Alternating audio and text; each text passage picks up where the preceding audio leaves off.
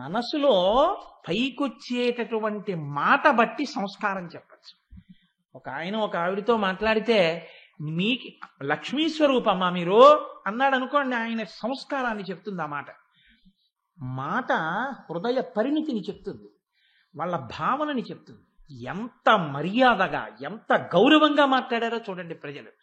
అటువంటి ప్రజలున్నారు, గోసంపద ఉంది. అది విరాట్ రాజు గారి అదృష్టం ఆ ఊళ్ళో.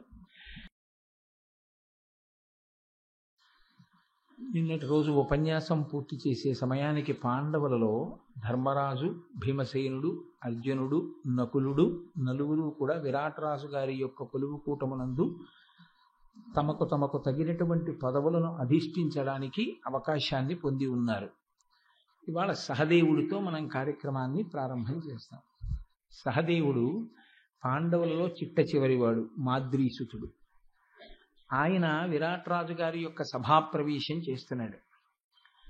ఇప్పటి వరకు ఒక్కొక్కరు సభాప్రవేశం చేసేటప్పుడు ఉండేటటువంటి పరిస్థితిని గురించి మీకు నేను ప్రతి ఘట్టంలోనూ వివరించి ఉన్నాను. సహదేవుడు ప్రవేశిస్తున్నటువంటి సమయంలో ఆయన వంక అందరూ ఆశ్చర్యంగా చూడడం ఒక కారణం. ఎందుచేత అంటే ఆయన తేజస్సు తప్ప మరొకటి కారణం కాదు. ఆయన చంద్రుడి యొక్క కాంతి ఎంత సౌమ్యంగా ఎంత ఆహ్లాదకరంగా ఉంటుందో అంత చక్కటి స్వరూపం ఉన్నవాడు. కేవలం చంద్రుడిలా శాంత స్వభావం ఒక్కటే కలిగిన వాడు కాదు, అగ్నిహోత్రుని వంటి తేజస్సు కూడా ఉన్నవాడు. రెండు పరస్పర విరుద్ధమైనటువంటి కాంతులు ఏకకాలమునందు ఒకరి యందు భాషిస్తుండగా ఆయన సభలోకి నడిచి వస్తున్నటువంటి సన్నివేశాన్ని చూసినటువంటి సభలో ఉన్న పౌరులు ఆశ్చర్యచకితులై చూస్తున్నారు. అందరూ ఆయన్ని చూస్తుంటే ఇప్పుడు ఆయన సిగ్గుపడ్డాడు అన్నారు. ఇది ఇప్పటి వరకు ఎవరి విషయంలోనూ అనలేదు, కానీ ఆయన విషయంలో సిగ్గుపడ్డాడు అన్నారు. ఎందుకు సహదేవుడు సిగ్గుపడ్డాం అంటే భయముతో కూడిన సిగ్గు కలిగింది. భయం ఎందుకు కలగాలి అంటే ఒక్కటే కారణం, పాండవులలో నేను చిన్నవాణ్ణి, నాకన్నా పెద్దవాళ్ళు, నాకన్నా బలవంతులు, నాకన్నా మహాపురుషులైనటువంటి వాళ్ళు ఈ సంవత్సరం అజ్ఞాతవాసం జాగ్రత్తగా గడిచిపోవడానికి వీలుగా ఎటువంటి పథక రచన చేసి ఉన్నామో ఆ పథక రచనకి అనుగుణంగా విరాట్ రాజు గారి కొలువులో స్థానములను సంపాదించుకుని ఉన్నారు మిగిలిన నలుగురు. మిగిలిన వాళ్ళని నేను ఒక్కడని. ఇప్పుడు నేను కాని కొలువు సంపాదించుకోలేకపోతే తమ్ముడు ఎటుపోతే మనకే అని ఊరుకునే వాళ్ళు కారు పైనున్న అన్నలు. ఇప్పుడు వాళ్ళ యొక్క అజ్ఞాతవాసానికి భంగపాటు వస్తుంది, చాలా ఇబ్బంది వస్తుంది. కాబట్టి తను ఎలాగైనా ఇప్పుడు ఆ కొలువు సాధించుకోవడంలో కృతకృత్యుడు కావాలి. ఇది లోపల ఉన్న భయం. అయితే మీరు ఒక మాట అడగచ్చు, చిన్నతనం ఏమిటండి, సహదేవుడు చిన్నవాడు అన్నయ్యలు వెళ్ళిపోయారనేటటువంటి ఆ చిన్నతనంతో కూడిన భయం ఉందని మీరు అంటున్నారు కదా. చిన్నతనం అనడానికి ఇంకా చిన్నపిల్లవాడు ఏం కాదుగా, పెద్దవాడు అయ్యాడుగా, అంతకుముందు ఎన్నో దండయాత్రలు చేసి వచ్చాడుగా. పైగా ద్రౌపదిని వివాహం చేసుకున్నాడు, ఇతర కాంతల్ని వివాహం చేసుకున్నాడు, సంతానాన్ని కన్నాడు. అంటే ఒక పరిణతిని పొందినవాడేగా. మరి ఇంకా చిన్నతనం ఏమిటి, ఇంకా చిన్నతనంతో కూడిన సిగ్గేమిటి? మీరు అక్కడ ఒక విషయాన్ని గమనించవలసి ఉంటుంది జాగ్రత్తగా. 10 మంది ముందు న్యూనతాభావంతో పొందేటటువంటి చిన్నతనం వేరు, తన మీద సమర్థులైనటువంటి పెద్దవాళ్ళు ఉండడం వల్ల మిగిలిపోయిన చిన్నతనం వేరు. ఈ రెండిటికి తేడా ఉంటుంది. న్యూనతాభావంతో కూడిన చిన్నతనం కొంతమందికి ఉంటుంది, అది ఒక రోగం. అలా ఉండకూడదు మనిషి. నేనెంతటి వాడినండి, నేనేం పనికొస్తానండి, వాళ్ళల్లోకి వెళ్ళడానికి నాకు ఏం అర్హత ఉందండి, అలా నేను ఏమని వెళ్ళనండి, నేను ఎంతటి వాడినండి, ఎప్పుడూ తాను వెనకపడిపోయి తాను ఎందుకో పనికి మారిన వాడిని అన్న భావనతో ఉంటుంటారు. అతి చొరవ మంచిది కాదు, అలాగని అలా దాక్కునే స్వభావం మంచిది కాదు. అది న్యూనతాభావంతో కూడినటువంటి చిన్నతనం తనకి తాను ఆపాదించుకున్నది. అది కాదు సహదేవుని యందు ప్రకాశించేది. సహదేవుని యొక్క చిన్నతనం తన ముందు సమర్థులైన పెద్దవాళ్ళు ఉండడం వల్ల ఉండిపోయిన చిన్నతనం. అంటే ఇది ఎలా ఉంటుందంటే, లబ్ధప్రతిష్ఠుడైనటువంటి వ్యక్తి ఇంటికి యజమానిగా ఉన్నాడు అనుకోండి, ఆ ఇంట్లో కొడుకు చాలా పెద్ద అధికారి, చిన్న అధికారి ఏం కాదు, ఆయన దగ్గర కొన్ని వేల మంది పనిచేస్తున్నారు, అంత పెద్ద అధికారి. కానీ తండ్రి లబ్ధప్రతిష్ఠుడు, అపారమైనటువంటి కీర్తి గణించినటువంటి వాడు. ఈయనది కేవలం అధికారం, అధికారం వల్ల నమస్కారం ఈయనకి. ఆయనది అలా కాదు. ఆయన కనబడితే చాలు నమస్కారం, ఆయన తేజస్సుకి నమస్కారం, ఆయన విభూతికి నమస్కారం, ఆయన అనుష్ఠాన బలానికి నమస్కారం. కాబట్టి ఇప్పుడు ఆయన కీర్తి వేరు, కొడుకు కీర్తి వేరు. కాబట్టి వచ్చే వాళ్ళందరూ కూడా ఎవరి కోసం వస్తారంటే ఆ ఇంట ఇచ్చే ప్రతి శుభలేఖ తండ్రి గారి పేరు మీదే ఇస్తారు. కొడుకు పేరు మీద ఇవ్వడం ఏమి ఉండదు, అన్నీ తండ్రి పేరు మీదే. కొడుకు కూడా ఏ నిర్ణయం చెయ్యవలసిన అవసరం ఏమి ఉండదు. తండ్రి గారు పెద్దవాడు, మహాప్రాజ్ఞుడు, గొప్ప అనుభవశాలి, యుక్తాయుక్త విచక్షణ నిరిగినవాడు. ఆయన చేసే నిర్ణయానికి తిరుగుండదు. కాబట్టి ఎప్పుడు ఆయనే నిర్ణయం చేస్తాడు. వీళ్ళింటికి మీరు వెళ్ళండి, మనం వస్తున్నామని చెప్పాను, నువ్వు కోడలు కలిసి వాళ్ళింటికి వెళ్ళి రండిరా ఒకసారి అంటాడు. ఇదిగో ఈ 1000 రూపాయలు పట్టుకెళ్ళి చదివించండి అంటాడు. చదివించండి అంటే వాళ్ళ పేరు మీద ఉండదు చదివింపు. ఆయన వచ్చారు అంటే గుర్తింపు ఎవరి వల్ల అంటే ఫలానా వాళ్ళ అబ్బాయి వచ్చాడంటారు. ఆయన ఎంత కీర్తి గణించి ఉండనివ్వండి, ఆయన ఎంత అధికారంలో ఉండనివ్వండి, ఆ పిలుపు దేంతో కలుస్తుందంటే లబ్ధ ప్రతిష్ఠుడైన తండ్రి ఉన్నాడు, అందుకని ఆయన కొడుకు వచ్చాడంటారు, ఆయన కోడలు వచ్చిందంటారు, ఆయన భార్య వచ్చారంటారు. ఇప్పుడు ఏమైపోతుందంటే ఆ చదివింపు కూడా ఎవరి పేరు మీద అంటే మహానుభావుడు ఆయన పంపించాడు రా అంటారు. ఆయన పంపించినటువంటి వస్త్రం, నాన్న నీకు ఇది ఆశీర్వచనం కట్టుకో అంటారు. తెచ్చినవాడు ఏమిటి అంటే ఒక దూత వంటి వాడు అంతే. ఆయన కొడుకు అవడం ఆయన అదృష్టం యథార్థానికి. తప్ప కీర్తి అంతా ఎటువైపు నుంచి అంటే తండ్రి వైపు నుంచే. ఈ పెద్దరికం ఇంట్లో ఉంటే కొడుకుకి షష్ఠి పూర్తి వచ్చినా సరే చిన్నతనమే ఉంటుంది. ఏ చిన్నతనమో మీరు అర్థం చేసుకుని ఉంటారు. తండ్రి గారి గౌరవాన్ని అర్థం చేసుకుని తండ్రి అలా గౌరవింపబడడం అత్యంత ప్రీతితో అంగీకరించి మసలుకున్న కొడుకు. ఎన్నాళ్ళకి ఆయనదేనేంటంటే పెద్దరికం, ఎన్నాళ్ళు మా నాన్నగారికి 75 ఏళ్ళు వచ్చాయి, ఇంకా నా పేరు మీద ఇవ్వాలి కాదు, ఆయన రాగలరా ఏమన్నా నా అస్తమానం అన్ని పెళ్లిళ్ళకి, ఏదో ఎంత కీర్తివంతుడైతే మాత్రం అక్కర్లేదు నా పేరు మీద ఇవ్వండి అనేవాడును అలా మాట్లాడే కోడలు కాదు. ఒకవేళ ఎవరైనా తెలియక ఈయన పేరు రాసిన తప్పు మా మామయ్య గారి పేరు రాయండి అని చెప్పేటటువంటి సంస్కారం ఉన్న కుటుంబం. ఇప్పుడు వాళ్ళంతట వాళ్ళకు ఒక నిర్ణయం చేయడం, వాళ్ళంతట వాళ్ళకి ఒక సమస్యని పరిష్కరించుకోవడం తెలియదు. ఏదైనా ఒక సమస్య వచ్చింది అనుకోండి, మామయ్య గారు రానివ్వండి అడుగుదాం. కాబట్టి ఇప్పుడు ఏం చేస్తారంటే రాత్రి మామయ్య గారు వస్తారు, కోడలు మామయ్య గారిని అడుగుతుంది. కొడుకు, నాన్నగారండి అడిగిందా మీ కోడలు? అడిగిందిరా చెప్పాను. ఏం చెప్పారే నాన్నగారు? ఇలా చెప్పారు. సరే నాన్నగారు అలా చెప్పారు కదా చేసేయి. ఇప్పుడు కొడుకుకి ఆలోచించడం అన్న అలవాటు ఏమి ఉండదు కొత్తగా. అలాంటి వాడికి అకస్మాత్తుగా తండ్రి గారు ఏదో ఊరు వెళ్ళారనుకోండి, ఓ పని చేయాల్సి వచ్చింది అనుకోండి, ఏదో చాలా ముఖ్యమైన పని ఇప్పుడు తాను స్వతంత్రంగా చేయవలసి వచ్చింది. అలవాట్లేని పెద్దరికం వచ్చింది. ఇప్పుడు మీరు గమనించారా లేదో, తను నిలబడడం తనకి తానుగా నిలబడాలి. ఇప్పుడు చెయ్యి వేసుకోవడానికి, ఊంచుకోవడానికి అవకాశం లేదు. ఆయన పేరు చెప్పుకు బతకడానికి లేదు. ఇప్పుడు తనకి తానే ప్రకాశించాలి. ఈ ప్రకాశించడంలో ఏమైనా తేడా వచ్చిందనుకోండి, అది ముందున్న పెద్దవాళ్ళని చాలా ఇబ్బంది పెట్టేసేది అనుకోండి. ఇప్పుడు ఆ చిన్నతనం మరింత బయటికి వచ్చేస్తుంది.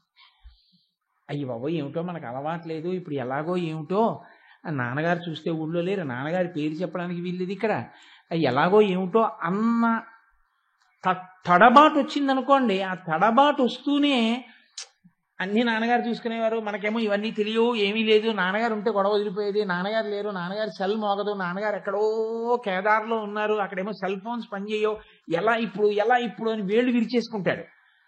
అలా నేను ధర్మరాజు గారి తమ్ముడిని చెప్పుకుని వెళ్ళిపోవడానికి లేదు. మా అన్నయ్య గారు వచ్చారండి అందుకే నేను వెనకాల వస్తున్నానని వెళ్ళిపోవడానికి లేదు. తనంత తాను తన ప్రతిభతో విరాట్ రాజు గారి కొలువులో ప్రవేశించాలి. ఏమిటి తనకున్న ప్రతిభ? మంచి విలుకాడు, గొప్ప సుక్షత్రియుడు, అది చెప్పడానికి లేదు. ఏమని చెప్పాలి? తనకి ఎంత గొప్ప లక్షణం ఉందో అది పక్కన పెట్టి అంత హీనమైంది చెప్పాలి. ఏమిటి అంత హీనమైంది? నాకు ఆవు దూడల్ని కాయడం వచ్చని చెప్పాలి. వేరొక మాటలో చెప్పాలంటే పశువుల కాపరి అనేటటువంటి దానికి బుద్ధి వైభవము ఎంత మాత్రమో అవసరము లేనివాడు. అలాగని నా ఉద్దేశ్యంలో అసలు దానికి ఏమీ తెలియనక్కర్లేదండి అని నేను ప్రతిపాదించక్కర్లేదు. కొన్ని తెలిసి ఉండొచ్చు కూడా ఆ పశువుల విషయంలో. ఇది సహదేవుడు పొందినటువంటి చిన్నతనం, ఇది సహదేవుడి యొక్క భయం. ఈ భయం, ఈ తొట్టుబాటు, ఇంతమంది నన్ను చూస్తున్నారు, ఇంతమంది నన్ను చూసేటప్పుడు చూస్తున్నవాడు ఎవరున్నాడు ఎదురుగుండా? భీముడు వంటశాలలో గడిపాడు, అర్జునుడు అంతఃపురంలో గడిపాడు, నగులుడు గుర్రాలశాలలో గడిపాడు. పక్కన కూర్చుని చూస్తున్నవాడు ధర్మరాజు గారు ఉన్నాడు. ఇప్పుడు ఆ అన్నగారంటేనే వీళ్ళందరికీ భయము, భక్తి, గౌరవం. ఆయన గౌరవం నిలబడాలి. ఆయన ఆ తమ్ముడు నేను చెప్పినట్టు నడుచుకుని చక్కగా కొలువులోకి చేరగలిగాడు అని అనిపించుకోవాలి. దానికి తోడు పక్కన రాజు ఉన్నాడు, ఆయన్ని మెప్పించాలి. అందరూ తన తేజస్సును చూసి అనుమానపడుతున్నారు. అంతమంది చూసే కొద్దీ తను సాధించవలసిన విషయంలో తడబాటు వస్తుంటుంది కదా. పైగా సహదేవుడికి ఈ ప్రత్యేకమైన సన్నివేశంలో వచ్చిన అగ్ని పరీక్ష ఏమిటో తెలుసా అండి? పరీక్షలన్నీ ధర్మరాజు ఎదుర్కొంటాడు, పరీక్షలన్నీ భీముడు ఎదుర్కొంటాడు, పరీక్షలన్నీ అర్జునుడు ఎదుర్కొంటాడు, కాకపోతే నకులుడు ఎదుర్కొంటాడు. అసలు సహదేవుడు అనేటటువంటి వాడు 10th బ్యాట్స్మెన్. ఆయన స్కోర్ చేస్తాడని పెద్ద ఊహ చేయవలసిన అవసరం ఏముంటుంది? ఏదో వచ్చేస్తాడు, వెళ్ళిపోతాడు. 10th బ్యాట్స్మెన్ వచ్చేసాడు, ఇంకొక 90 రన్స్ చేయాలంటే మనం టీవీ కట్టేసి వెళ్ళిపోతాం తప్ప ఏదో అద్భుతం జరిగిపోతుందని ఊహించాం మనం. అలాంటి వాడు సహదేవుడు. అంటే నేను తక్కువ వాడిని కూడా చెప్పట్లేదు, ఆయన గొప్ప విలుకాడు, సమర్థత కలిగిన వాడు. కానీ పూర్వం ఎప్పుడు తనంత తానుగా ఒక సమస్యని ఎదుర్కోనటువంటి వాడు. ఇటువంటి వాడు ఇప్పుడు ఏమైందంటే తన ముందు నలుగురు ముందు వెళ్ళారు, ఆ నలుగురిని చాలా ఆశ్చర్యంగా చూశారు. అది ఒకే రోజు ఒకళ్ళ తర్వాత ఒకళ్ళు వెళ్ళిపోయారు. ఇప్పుడు మొదటివాడు వెళ్ళినప్పుడు ఎలా ఉంటుందంటే పర్వాలేదు, ధర్మరాజు గారిని చూసినప్పుడు అబ్బా అంత తేజోవంతుడండి అన్నారు, అయిపోయింది. భీముడు వచ్చినప్పుడు అబ్బా ఎంత రౌద్ర తేజస్సు అన్నారు, అయిపోయింది. అర్జునుడు వచ్చినప్పుడు ఇదేమిటి ఇలా ఉన్నాడన్నారు, అయిపోయింది. నకులుడు వచ్చినప్పుడు ఈ అందం ఏమిటన్నారు, అయిపోయింది. ఇలా అస్తమానం ఒకటి తర్వాత ఒకటి ఇంత తేజోవంతుడు వచ్చేస్తుంటే ఏమిటంటే వరుసగా ఇలా వచ్చేస్తున్నారన్న అనుమానం బాగా పెరుగుతుంది 5వ వాడి దగ్గరికి వచ్చేప్పుడు. కాబట్టి ఇప్పుడు చిన్నవాడై పెద్ద సమస్యను ఎదుర్కొన్నాడు. ఎందుకని పెద్దవాళ్ళందరూ ముందు వెళ్ళిపోయారు. ఆ వెళ్ళిన వాళ్ళు మా అన్నయ్య గారేనండి అని చెప్పేసి గలిగితే గొడవే లేదు, గడప దాటేస్తాడు. కానీ చెప్పడానికి లేదు. పెద్ద ఆయన ఎదురుగుండా కూర్చున్నాడు. ఇంతకు ముందు ఎప్పుడు ఆయన అలా సమస్య పెట్టింది లేదు. ఇప్పుడు మీ అంతటా మీరు కృతకృత్యులు అవండి అని చెప్పి ఆయన కూర్చున్నాడు. ధర్మరాజు గారు వెళ్ళిపోయి ఇప్పుడు ధర్మరాజు రాజు ఇద్దరూ సంతోషించేటట్టుగా తాను కొలువులోకి వెళ్ళాలి. భయం ఉంటుందా ఉండదా? ఉంటుంది. మీరు ఒక పాత్రని అర్థం చేసుకునేటప్పుడు చాలా జాగ్రత్తగా ఆయన ఏదో భయపడ్డాడో అన్న మాటని అలాగే చదివేసుకుని పుస్తకం మూసేయకూడదు.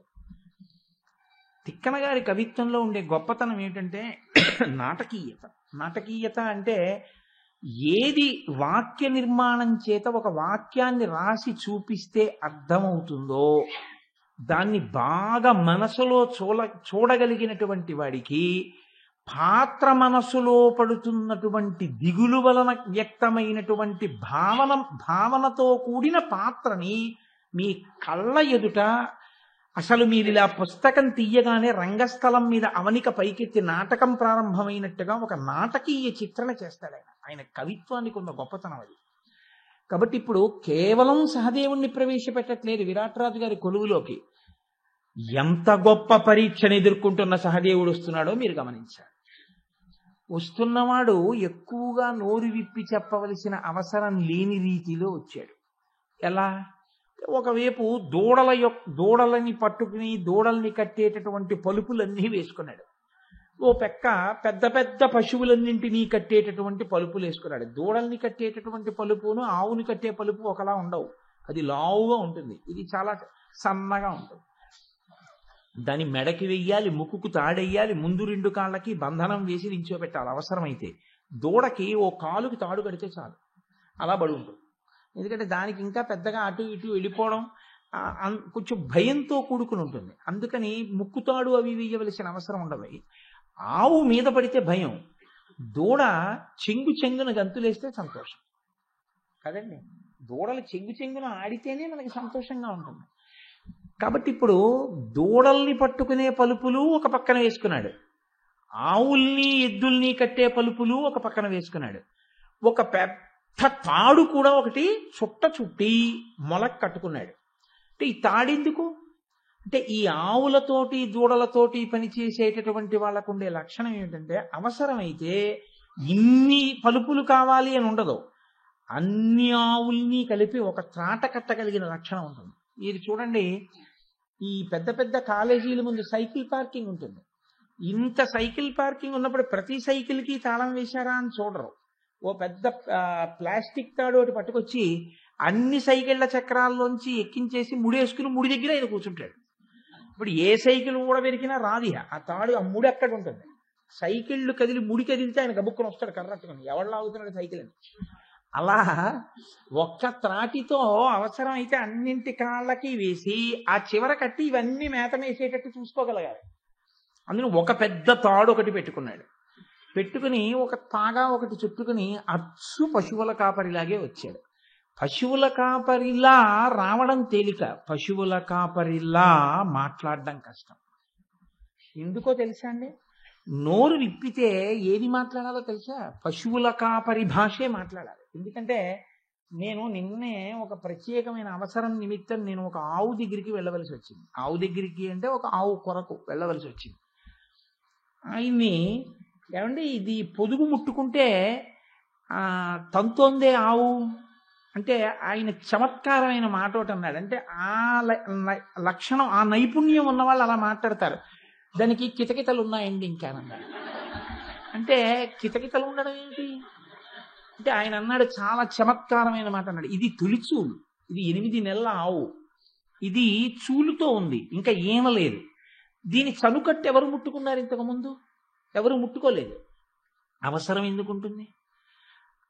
ఒకసారి ఆవు ఈనితే దాని దూడ మొట్టమొదటిసారి వెళ్ళి దాని యొక్క ఆ పితుకుల్ని చప్పరిస్తుంది తప్ప ఇప్పటి వరకు దాని శిరము తాకిన వాడు లేరు, దాని చనుకట్టు ముట్టుకోలేదు కాబట్టి ఇప్పుడు చూడుతో ఉంది అని దాని యొక్క లక్షణం తెలుసుకోవడానికి చనుకట్టు ముట్టుకుంటే తంతుంది, ఎందుకంటే కితకితలు ఉన్నాయన్నాడు.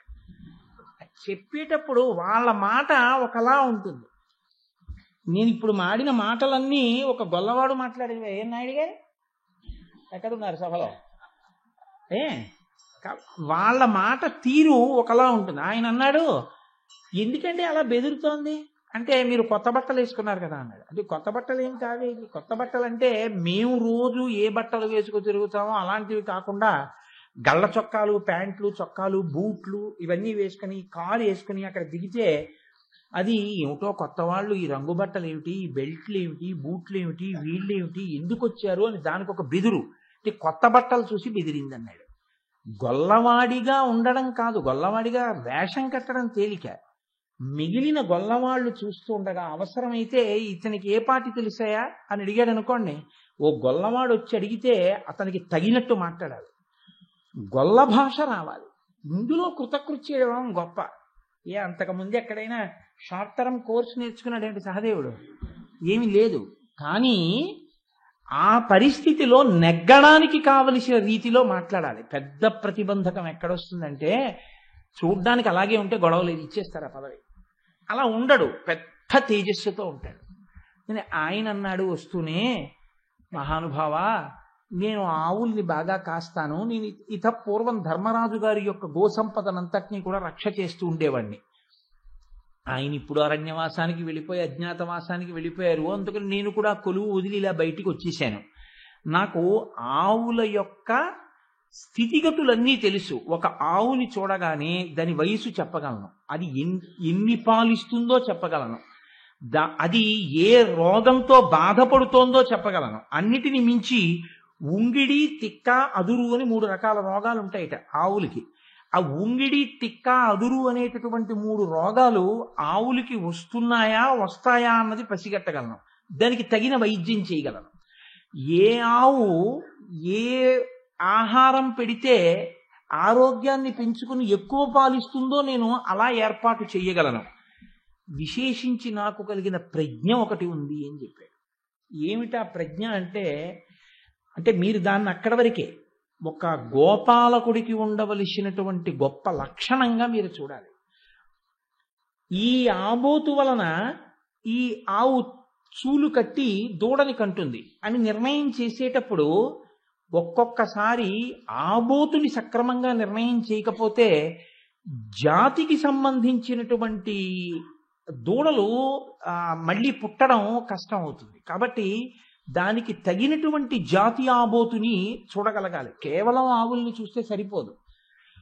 నాకు ఎంత తెలుసంటే, నేను ఒక ఆబోతుని చూసి ఈ ఆబోతు వలన ఈ జాతి ఆవులు పుడతాయి అని కాని నేను చెప్తే, ఆ ఆబోతు వలన దాని సంపర్కము వలన ఆవు దూడల్ని కండం కాదు, దాని మూత్రం వాసన తగిలినా దాని మీద గాలి ఆవు మీదకి వచ్చిన ఆవు చూలు నిలబడుతుంది. అలా చెప్పగలను నేను.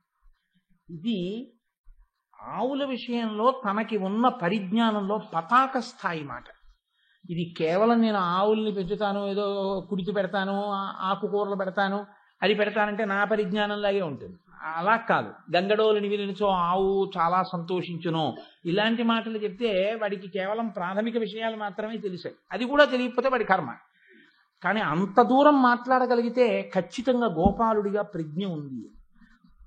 ఇప్పుడు విరాట్ రాజు గారు అన్నారు, అన్నీ విని చాలా బాగుంది, నువ్వు చెప్పిన మాట నిజమే, నిన్ను నా గోసంపద రక్షించడానికి తీసుకోవలసిందే. కానీ ఎక్కడి మాట గొల్లతనమించుక ఏనియులేదు నీ దశన్, చక్కని మేను నీ గరువ చందము కాంతియు చూడవచ్చినన్, నిక్కువ మీవు సూర్య శశి నిర్మల వంశజులైన రాజులందొక్క మహానుభావు తనయుండవు కావలయున్ నరోత్తమ.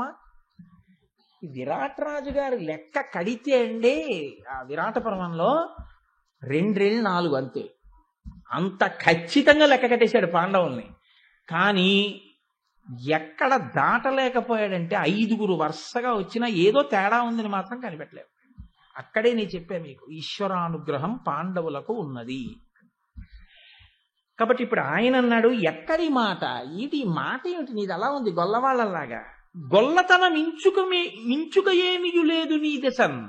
పరిశీలనగా చూస్తే తాళ్లు తగిలించుకున్నావు, తప్పెట్లు తగిలించుకున్నావు, ఆ ఆవులకి దూడలకి కట్టేటటువంటి ఆ పలుపులు తగిలించుకున్నావు, కానీ నీలో గొల్లతనం లేదు. నిన్ను చూస్తే ఏమనిపిస్తోందో తెలుసా, నువ్వు ఖచ్చితంగా సూర్యచంద్ర వంశములలో ఏదో ఒక వంశమునకు చెందినటువంటి ప్రసిద్ధుడైన ఒక రాజు యొక్క కుమారుడి. ఎంత ఖచ్చితంగా చెప్పాడండి. నువ్వు రాజకుమారుడివి, కానీ నువ్వు గొల్లవాడిలా కనపడుతున్నావు, కాబట్టి నీకు ఇవ్వను గోశాలకి సంబంధించిన పదవి. నువ్వు నీ స్థాయికి తగిన పదవిని స్వీకరించి నా యొక్క సంపదని రక్షణ చెయ్యి, నా రాజ్యాన్ని రక్షణ చెయ్యి. నువ్వు ఆ పదవిలో ఉండు తప్ప నువ్వు ఈ గో సంపదకి సంబంధించిన పదవి నాకు వద్దండి.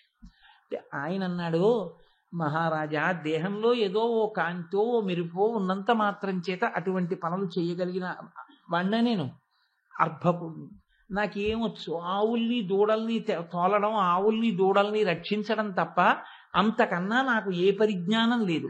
అటువంటి నా యందు నువ్వు విశేషమైన వాత్సల్యం చూపించి పెద్ద పెద్ద పదవులు తీసుకొచ్చి కట్టబెట్టినా నేను వాటిని నిలబెట్టుకోగలిగిన వాళ్ళను కాను. నేను అడిగిన పదవి, నాకు తగిన పదవి, ఆవుల్ని దూడల్ని కాపాడగలిగిన పదవిని నాకు ఇయ్యి చాలు. ఆయన అన్నాడు, అనుటయునెట్టకేలకు ధరాదిపుడట్టుల కాకయంచు ఆతని వదనంబు సూచి ఉచితంబవునేమి ప్రియంబయేని ఎట్లును గురుకార్య వర్తనముల్ రుచియింపకయుండునేని గోధనములకెల్ల రక్షణము తత్పరతం తగచేయు ముఖ్యత. నేను ఎంత చెప్పినా నువ్వు పెద్ద పదవిని స్వీకరించడానికి ఇష్టపడకపోతే, నిజంగా నువ్వు పెద్ద పెద్ద పదవులు నిర్వహించడానికి శక్తి లేని వాడిని అని నువ్వు అనుకుంటుంటే, నీకు నేను ఇస్తున్న పదవివే ఉచితము అని నిజంగా నువ్వు నమ్మితే, అంటే ఎక్కడ పెట్టాడు మిలిక, ఇచ్చేటప్పుడు ఆయనకి అది ఉచిత పదవి అని నమ్మి ఇవ్వలేరు విరాట్ రాజు. అంటే మీరు ఎంత స్పష్టంగా ఎంత దాచినా పాండవుల తేజస్సు దాచబడలేదు. కానీ విరాట్ రాజు 5 ఒక్క రోజు వచ్చినా, అజ్ఞాతవాస సమయం ప్రారంభం అవుతోందని భరతఖండం అంతా తెలిసినా విరాట్ రాజు పసిగట్టలేకపోయాడు. ఎక్కడి వరకు పసిగట్టాడంటే, వీళ్ళు రాజకుమారులే రాజులే అన్నది మాత్రం పసిగట్టాడు. 5 వచ్చారు ఏకకాలంలో, అజ్ఞాతవాస ప్రారంభకాలం, పాండవులేమో అని మాత్రం అనుకోలేకపోయాడు.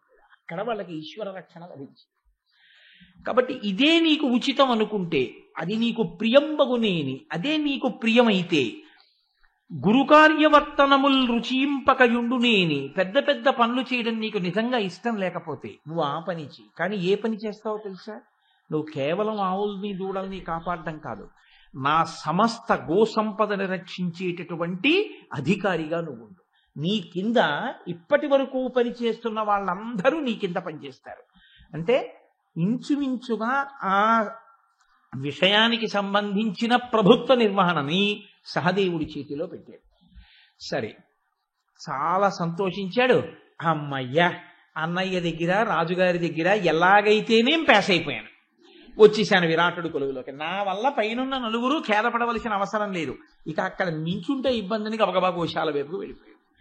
కాబట్టి 5 పాండవులు చేరిపోయారు. ఇప్పుడు మీరు చాలా చాలా జాగ్రత్తగా గమనించవలసిన అంశం ఒకటి ఉంది. పాండవుల 5 చేరిపోతే అవదు అజ్ఞాతవాసం. ద్రౌపదీదేవి చేరాలి. ద్రౌపదీదేవి చేరడం పాండవుల్లా చేరడం కుదరదు. ఎందుకనంటే ఆవిడొచ్చి విరాట్ రాజు గారిని అడగలేదు. ఆవిడ మహాపతివ్రత. ఆవిడ సభలోకి వచ్చి విరాట్ రాజుని మీ భార్యకి నేను సైరంధ్రిపం చేస్తాను అని అడగదు. కాబట్టి ఇప్పుడు ఆవిడ ఏ మార్గంలో వెళ్ళాలి? ఆవిడకున్న మార్గం తిన్నగా సైరంధ్రి సుదేష్ణ యొక్క దృష్టిలో ఆవిడే పడాలి. సుదేష్ణ దృష్టిలో పడడం అంత తేలిక విషయం కాదు. ఎందుకంటే సుదేష్ణ అంతఃపురంలో ఉంటుంది. అంతఃపురంలో ఉన్న సుదేష్ణ దర్శనానికి ఈవిడ ప్రయత్నించింది అనుకోండి, ఈవిడికి దర్శనం లభించవచ్చు, లభించకపోవచ్చు. మధ్య వాళ్ళ మాటలు, మధ్య వాళ్ళ ప్రవర్తన ఎలా ఉంటుందో మనం లెక్క కట్టలేం. కాబట్టి ఇప్పుడు ఆవిడ తనంత తానుగా తాను ఒక్కతయే ప్రయత్నం చేసుకోవాలి. మిగిలిన వాళ్ళకి 5 కలిసే వచ్చారు. ముందు ధర్మరాజు గారు ఎదురుగుండా కూర్చున్నాడు. వీళ్ళకి గుండె నిబ్బరం. భీముడు రాగానే ధర్మరాజు గారు ఎదురుగుండా ఉన్నాడు. అన్నిటికన్నా పెద్ద విషయం ఏంటంటే వెనక ఒక్కొక్కళ్ళు చేరిన వారు తలో చోటికి వెళ్ళిపోయారు. వెళ్ళిపోయినా వీళ్ళందరికీ పెద్ద దిక్కు ఎవరి మొహం చూస్తే వీళ్ళకి ఊరట కలుగుతుందో, ఎవరిని చూస్తే వీళ్ళకి సగం భయం తీరిపోతుందో అటువంటి ధర్మరాజు గారు ఎదురుగుండా ఉన్నాడు. ఎందుకంటే విరాట్ రాజు పక్కనే సభలో ఉన్నాడు. కాబట్టి తర్వాత భీముడు వచ్చి మాట్లాడినా, అర్జునుడు వచ్చి మాట్లాడినా, నకులుడు వచ్చి మాట్లాడినా, సహదేవుడు వచ్చి మాట్లాడినా, మనం ఏదైనా కొంచెం తడబడినా అన్నయ్య సర్దుతాడు, పర్వాలేదు, ఇప్పటికే రాజుగారి దగ్గర ప్రాపకం బాగా సంపాదించున్నాడు, తన మాటకు ఒక గౌరవాన్ని సంపాదించుకుని ఉన్నాడు అన్నయ్య. ఇది ధైర్యం. ఆవిడకి అది ధైర్యం కాదు. పైగా ఆవిడ అగ్నిహోత్రంలోంచి పైకొచ్చినటువంటి అయోనిజ. మీకు అందుకే విరాట పర్వం, సుందరకాండ పక్కనే నడుస్తాయి. సీతమ్మ తల్లి అయోనిజ, ద్రౌపదీదేవి అయోనిజ. సీతమ్మ తల్లి అరణ్యవాసం చేసింది, ద్రౌపదీదేవి అజ్ఞాతవాసం చేసింది. సీతమ్మ తల్లిని రావణుడు చెరబట్టే ప్రయత్నం చేశాడు, ద్రౌపదీదేవిని కీచకుడు చెరబట్టే ప్రయత్నం చేశాడు. అనరాని మాటలు సీతమ్మని రావణుడు అన్నాడు, అనరాని మాటలు ద్రౌపదీదేవిని కీచకుడు అన్నాడు. పతివ్రత జోలికి వెళ్ళినందుకు రావణుడు మరణించాడు, పతివ్రత జోలికి వెళ్ళినందుకు కీచకుడు మరణించాడు. అక్కడ రామచంద్రమూర్తి గొప్ప ధర్మమూర్తి, ఇక్కడ పాండవులు ధర్మమూర్తులు. సుందరకాండ సందేశమేదో విరాట పర్వం యొక్క సందేశం కూడా అదే నడుస్తుంది. ఆయన రచన చేస్తూ మాట అంటారు తిక్కన గారు ఆంధ్రీకరిస్తూ, హృదయాహ్లాది చతుర్థమూర్జిత కథోపేతంబు అన్నారు. చతుర్థ అంటే 4వది. ఊర్జిత కథోపేతంబు అంటే రసపట్టులోకి వెడుతుంది కథ క్రమక్రమంగా. రసపట్టులోకి వెళ్ళడం అంటే ఇక్కడి వరకు ఒక ఎత్తు అండి, ఇక్కడి నుంచి ఒక ఎత్తు విరాట పర్వం. సిద్ధి సర్గలు వస్తాయి చూసారా సుందరకాండలో, అలా నడుస్తుంది అనమాట. ఇక ఎందుచేత అంటే ఇప్పుడు ఆవిడ బయలుదేరింది. ఎలా బయలుదేరింది? ఆవిడకి వాళ్ళ తేజస్సు ఎటువంటిదో ఈవిడ అందం అటువంటిది, ఆవిడ సౌందర్యం అటువంటిది. మగవాడి తేజస్సు మగవాడికి రక్షణ హేతువు, ఆడదాని అందం ఆడదానికి ప్రమాదకరమైంది. అంటే నేను ఎంత మాత్రమో అందాన్ని తక్కువ చేసి కానీ, లేకపోతే అందంగా ఉండడం ప్రమాదం అని కానీ నేను అంటలేదు. అందం ఎప్పుడు ప్రమాదకరం అంటే దాన్ని సహృదయంతో అర్థం చేసుకోలేని దౌర్భాగ్యులు ఉన్నప్పుడు తప్ప. చక్కగా అటువంటి అందమునందు పరాశక్తి యొక్క సౌందర్యాన్ని చూసి, జగజ్జనని సౌందర్యాన్ని చూసి 2 చేతులు జోడించి నమస్కరించగలిగినటువంటి హృదయ ఔదార్యము, వైశాల్యము, అటువంటి వ్యావసాయాత్మికమైనటువంటి బుద్ధి కలిగిన పురుషులు ఉన్నప్పుడు స్త్రీ సౌందర్యము స్త్రీకి శాపహేతువు కాదు, ఆమెకి ప్రతిబంధకము కాదు, ఆమెను ఇబ్బంది పెట్టదు. కానీ ద్రౌపది విషయంలో అలా ఉంటుంది అని మీరు చెప్పడానికి రాజ్యంలో ఎవరెవరున్నారో మీకు తెలియదు. ఎందుకంటే మీరు కొత్తగా వింటున్నారు అనుకోండి, మీరు ద్రౌపది పాత్రలో ఉన్నారనుకోండి, వెళ్ళేటప్పుడు ఎవరెవరున్నారో మీకు తెలియదు. పైగా కత్తి మీద సాము. అసలు అక్కడ విరాట్ రాజుని కలవడం తేలికైపోయింది, ఎదురుగుండా సభ తీర్చాడు. ఇక్కడ లేదు, రాజు లేడు. ఇక్కడ రాణి ఎదురుగుండా లేదు, రాణి అంతఃపురంలో ఉంది. ఇప్పుడు ఈవిడ రాణి దృష్టిలోకి వెళ్ళాలంటే పెద్ద కలకలం ఒకటి జరగాలి. పెద్ద కలకలం జరిగితే ఏమిటి ఆ కలకలం, ఎందుకు అక్కడంత శబ్దం, ఏమిటి అందరు ఏం చూస్తున్నారు అని ఆవిడ గవాక్షంలోకి వచ్చి చూస్తుంది. ఆవిడ గవాక్షంలోకి వచ్చి చూసేటట్టుగా ఆ రాసవీధిలో ఉన్న వాళ్ళందరూ కూడా ద్రౌపది వెంట నడవాలి. ద్రౌపది వెంట అలా నడవడానికి ఆవిడేమీ ప్రత్యేకంగా చేష్టితము చెయ్యక్కర్లేదు. మీరు ఇంట్లో కూర్చుని ఉన్నారండి, సెకండ్ ఫ్లోర్లో కూర్చుంటే ఇంటి ముందు నుంచి పెద్ద భాజా భజంత్రీలతోటి ఏదో ఊరిరిగింపు వెళ్తున్నట్టుగా అనిపించింది. ఏమిటిది, మీరు గబగబా అలా ఒకసారి బాల్కనీలోకి వచ్చి కిందకి చూస్తారా, చూడరా? ఇప్పుడు దృష్టిని ఆకర్షించడానికి అది ఎలా అవసరమో కోలాహలాన్ని సృష్టించడానికి ఆవిడకి ఉన్న ఒకే ఒక్క సంపత్తి ఆవిడ అందమే. ఇప్పుడు అందరూ ఎందుకు వెంట పడతారంటే ఆవిడ ఇలా నగరంలోకి రాగానే అయ్య బాబోయ్ ఏమిటి అందం, ఇంతకు ముందు ఎప్పుడు చూడలేదు, ఇంత అందగత్తి ఏంటి అన్న భావన రావాలి. ఇందులో 2 రకాలైన లక్షణాలు ఉంటాయి. మీరు కొంచెం జాగ్రత్తగా గమనించండి. ఒక్కొక్కరు మాట్లాడితే ఎలా మాట్లాడతారంటే భావిడ ఎంత అందంగా ఉంది అనరు. నేను క్షమింపబడేదను కాక, నేను చాలా పవిత్ర హృదయంతో మాట్లాడుతున్నాను. ఆవిడ ఎంత అందంగా ఉంది అనరు. చూడండి, అమ్మవారిలా ఉందండి, పార్వతీదేవిలా ఉంది, లక్ష్మీదేవిలా ఉన్నారండి ఆవిడ అంటారు ఒక్కొక్కరు. అంటే హృదయం పవిత్రం, వాక్కు పవిత్రం. ఎంత అందంగా ఉందండి ఆవిడ అంటాడు ఒకడు. రెండిటికి తేడా ఉందా లేదా? నేను అంతకన్నా దానికి వివరణ చెయ్యక్కర్లేదు, మీరు ప్రాజ్ఞులు తెలుసుకోగలరు. కాబట్టి ఇప్పుడు ద్రౌపదీదేవి అందాన్ని అభినందించగలిగినటువంటి వాళ్ళు 2 రకాలు ఉంటారు. ఒకరు పవిత్ర దృష్టితో చూడగలిగిన వారు. ఎవరి తల్లి, లక్ష్మీదేవిలా ఉందే, మహాతల్లి నడిచి పెడుతుంటే అయ్య బాబోయ్ ఏమి తేజస్సు ఆ తల్లిది, ఎవరివిడ, ఎక్కడి నుంచి వచ్చారు, ఎందుకు పెడుతున్నారు అలాగా అని అనుకోవడం పవిత్ర భావన కలిగి ఉండడం. ఎంత అందంగా ఉంది అండం రెండో భావన. ఇప్పుడు ఏదో ఒకరే ఉంటారా ఊళ్ళో, ఈ ఊళ్ళో ఇలా మాట్లాడే వాళ్ళే ఉంటారండి అని మీరు చెప్పలేరు. ఎందుకనంటే ఇలా ఉన్న వాళ్ళు ఉంటారు, అలా ఉన్న వాళ్ళు ఉంటారు. కేవలం ఇలా ఉన్న వాళ్ళే అనుకోండి, ధర్మరాజు గారు ఆ ఊరు వెళ్ళాడు కదా. ఆ ఊళ్ళో అందరూ అలాంటి వాళ్ళంటే భార్య కూడా రావాలి అని తెలుసు కదా ధర్మరాజుకి. ఎలా నిర్ణయం చేస్తారు ఆయన? విరాట్ నగరంలో అడుగు పెడదామని అంటారు ఆయన? అనరు. మరి ఆయన అన్నారు అంటే ఆ ఊరి ప్రజల యొక్క మనస్సులో ఎటువంటి భావన ఉందని ధర్మరాజు ఊహించి ఉండాలి. అంత దూరం లెక్కలు కట్టగలిగిన వాడు ఇది లెక్క కట్టడా భార్య గురించి? కేవలం తమ గురించి చూసుకుంటాడా, తన భార్య గురించి కూడా చూసుకుంటాడా? భార్య గురించి కూడా ఆలోచిస్తాడుగా. అందులో అంత మహాపతివ్రత, అయోనిజ, అగ్ని సంభవ, యాజ్ఞసేని. కాబట్టి ధర్మరాజు గారి లెక్క ప్రకారం ప్రజలు పాపాత్ములు కారు, కానీ ధర్మరాజు గారు ఖచ్చితంగా లెక్క కట్టుకుని ఉండాలి. ఏది లెక్క కట్టుకుని ఉండాలి? ప్రభుతయందు లేదా అధికారమునందున్న వాళ్ళల్లో అక్కడక్కడ పింకి ఘటాలు ఉండొచ్చు, కానీ ధైర్యం ఏమిటి ధర్మరాజు గారికి? ఒక్కసారి అంతఃపురంలోకి ద్రౌపదీదేవి వెళ్ళిపోతే ఇక ఆవిడ పురుషుల కంటపడే అవకాశం ఏమి ఉండదు. ఎందుకంటే అంతఃపురం అంతా ఎవరుంటారంటే పేడి వాళ్ళు ఉంటారు, పరమ వృద్ధులైనటువంటి వాళ్ళు ఉంటారు. కాబట్టి ఇప్పుడు ద్రౌపదీదేవి అందం ద్రౌపదీదేవికి ఇబ్బంది కలిగించేది కాదు, ఆవిడ సంతోషంగా కాలం గడిపేస్తుంది. ఇక ద్రౌపదీదేవి అంతఃపురంలోకి చేరడం ఆవిడ చేరగలదు. ఆవిడ పాతివ్రత్యం, తన ధర్మం ఎటువంటిదో ఆవిడ పాతివ్రత్యం అటువంటిది.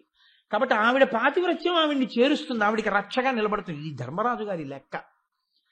కాబట్టి ఈ లోపల ఇబ్బంది రాదని లెక్క కట్టారు ఆయన. అంతఃపురంలోకి కీచకుడు వస్తాడని, కీచకుడు వచ్చే సమయానికి ద్రౌపది అక్కడ ఉంటుందని ధర్మరాజు కాదు ఎవరూ ఊహించలేదు.